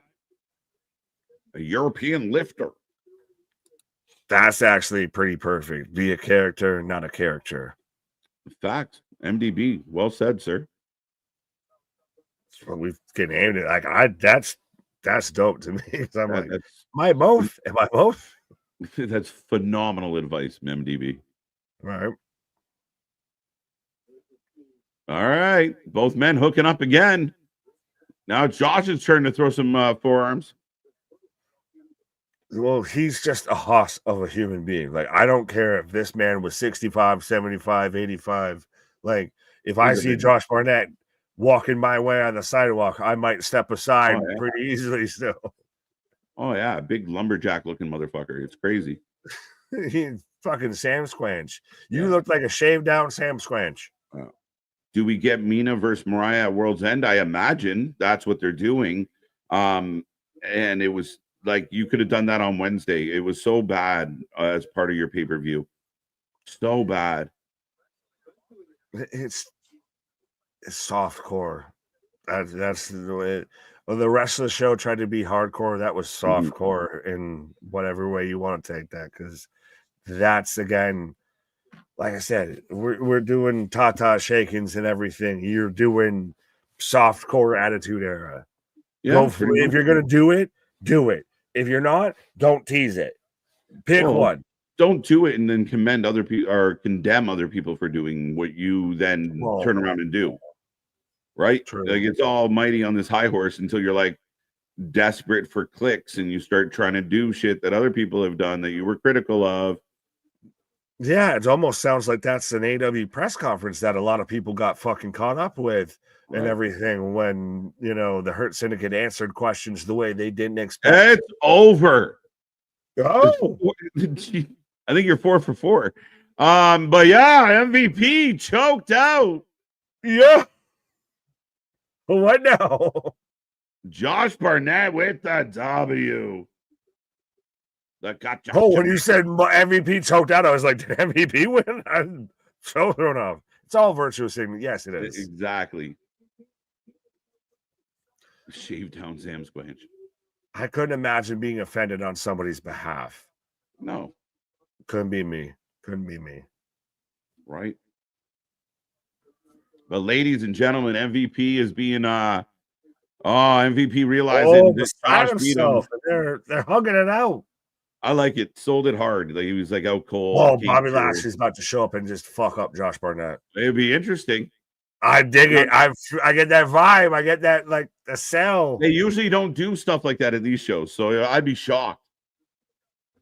Why is he acting like this is like I had one more in me? Which actually, honestly, keeping a buck, actually, now that I say that, this might have been the last time we see MVP active as an active performer inside a wrestling ring. I don't know. I'm curious because I mean he did well today. Right, but that's why I'm wondering why the emotions. The emotions. Oh, he was selling on the fact that he was like, I mean, just the fact that he was beat, right? Like he was selling us on the fact that he lost the match. Yeah, and but I mean, to be that emotional to where Barnett's got to console him and everything like that. To me, like this might be my last runner if he's baiting a hook. Yeah, I don't. I don't think so. They're giving each other a hug. They're showing sign of respect. Again, he doesn't have very many bullets in the chamber, but I don't. Originally, when Josh went over, they were waking him up because he was selling the knockout, like he was selling the pass out. Yeah, but I'm waiting as Barnett's trying to hand MVP the microphone. There you go. Gives him the mic. First off, click you claim. Right. 8-2 MDB says I got the belt. Let's see. I got 5 on it.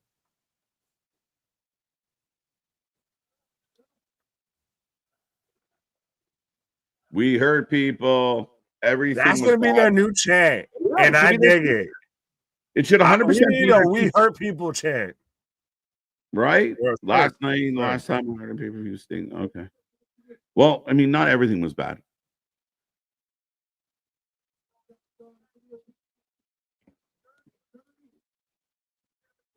Let's see if we can beat AW to the punch and we have a "We Hurt People" t-shirt. What? I said, let's see if we can beat AW to the punch and have a "We Hurt People" shirt before they do. Yeah, maybe. I've been a fan. We turned people. What? War Master.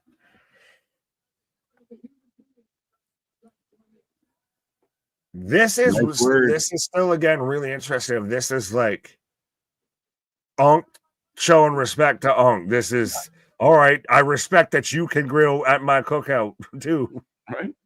Well, and again, like you just said, like he started grappling and doing BJJ, 11 years ago, and Josh was one of the first guys that kind of put him on. So this is really kind of a nice moment. And MVP reminds everyone he can talk.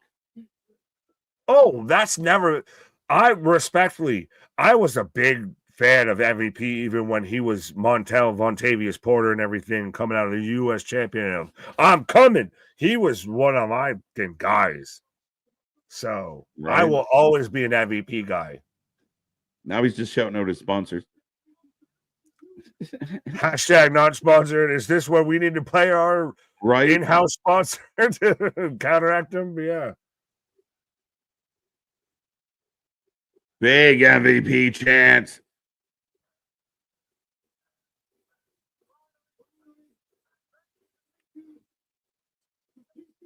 Thank you to GCW. Barnett. Nice moment. I'm still waiting for like Bobby Lashley to show up and just like fucking hurt lock this motherfucker. MVP coming out with the tunnel with the nose strip 100%. That little inflatable and everything, and again, still, I'm coming. Yeah. He wants to do this again one day, so.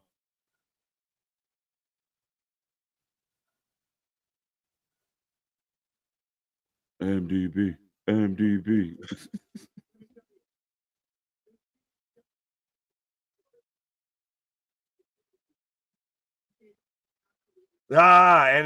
Barnett even playing into it. If there's any doubt that he actually hurts people, I can goddamn tea it. Right.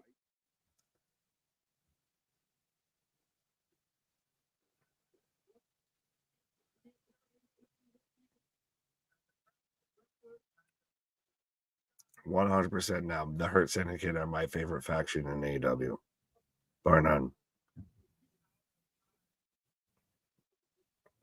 Pulled you out of retirement into this place.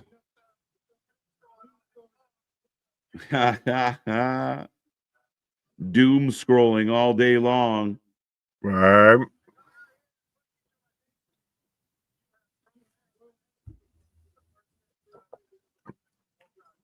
I couldn't be more proud of you. I'm so proud of you, bro. I'm proud of you, man. You still got it. MVP versus Jericho for the Ring of Honor title next week on Dynamite.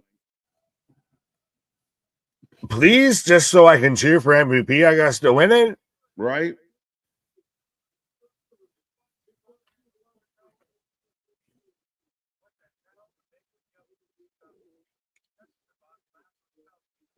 Hey, there you go. Shouting out the Josh Barnett kind of like slyly bury the AW locker room. Yeah, how are they going to stop y'all? Yeah, how are they going to stop? Remember, no, they said, how are they going to stop you and you, especially with Bobby Lashley? Yeah, and Shelton B. But hey, remember, some people rumored that Josh Barnett was behind the Moxley thing. So so Josh Barnett and Moxley faction against the Hurt Syndicate.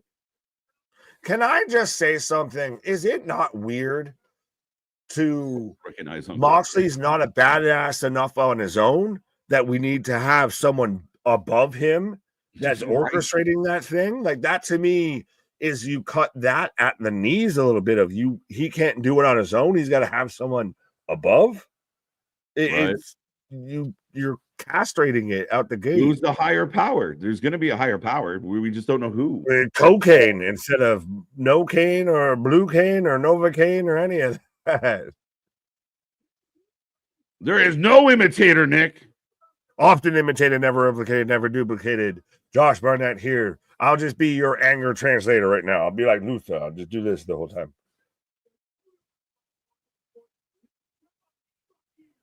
Josh Barnett going off. I like it. I like it. Hey, I'll take his lines. There's only one place to find the best wrestling commentary out there, and it is right fucking here. Red dub 4L, dub 4L. I'm just I'm trying to think, how do I swing this? Dub 4L, dub 4L is the way to go. There you go. Barnett going to Hammerstein. Hammerstone in the Hammerstein ballroom. And Hammerstein. He's been there, I think. Yeah. So Josh I feel like Barnett, I had a fight or two there. Josh Barnett laying out a challenge for January 19th.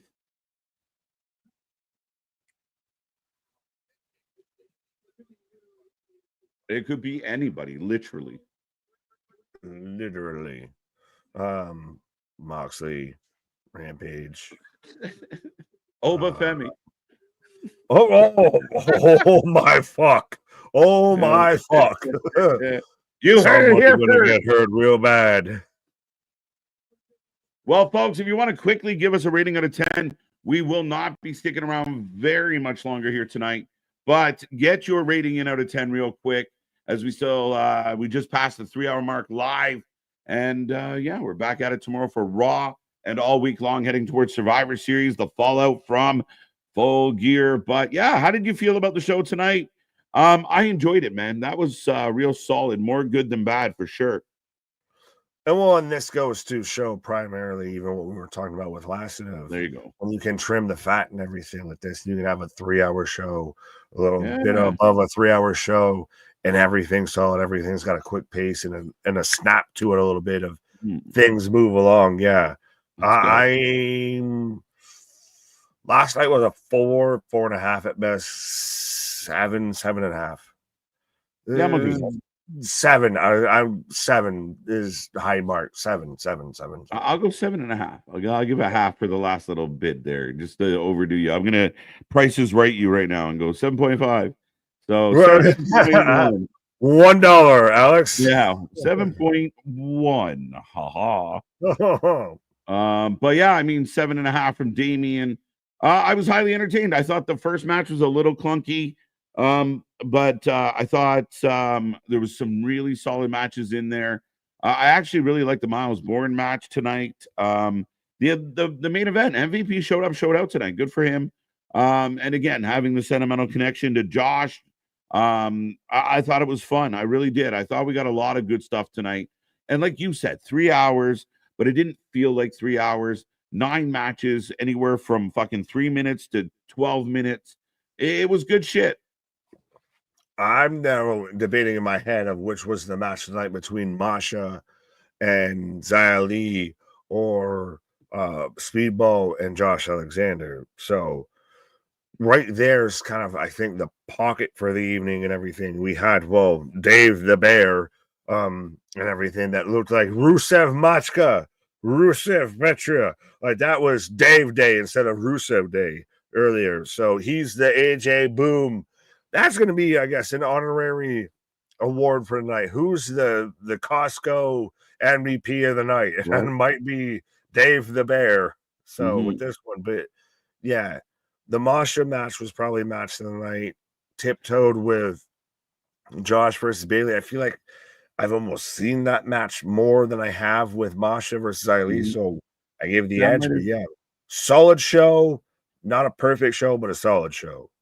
Yeah, highly entertaining. I think I really liked Alexander and Speedball, especially the ending.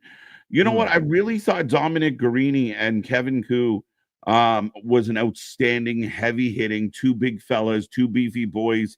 I know I was on my pause during this match, but I thought that match when they were just slapping the shit out of each other was one of my favorite tonight. Fair enough. I mean, shout out Royce. It was Royce to 5'9". Royce this one here for another one. He very much gets an honorable mention, everything. Like I said, I think homie there, Bear, at the start of the show and just throwing mans from pillar to post and everything. Again, I guess we're going to just adopt this from AJ the Boom of he's the Costco, MVP of the night. Right. Well, yeah. I mean, overall, start to finish, I think overall a better vibe than we had last night. We don't really have those disappointments. I think everything kind of gave us what we were hoping for. But yeah, overall, solid show start to finish, folks. Like I said, we are here all week long. Tomorrow's our go-home show for Survivor Series on Raw, NXT, Dynamite, all the above. Our preview show for, of course, Survivor Series itself, and so much more coming your way. Plus, we have the archive. We have all our playlists down below. Go check out the Wing Show. Go check out Wrestling Court. Go check out Dirt Sheet Debate, our interviews, and all the other stuff. And follow us on all the social medias. Click all the buttons. But that was Bloodsport. What a fucking fun night. Thank you for spending your weekend with us. Our shit is real. Our shit is raw. Our shit is all authentic. When you're talking about that rest, you put up with that full life with it. Come back tomorrow. We'll see you on the flip side.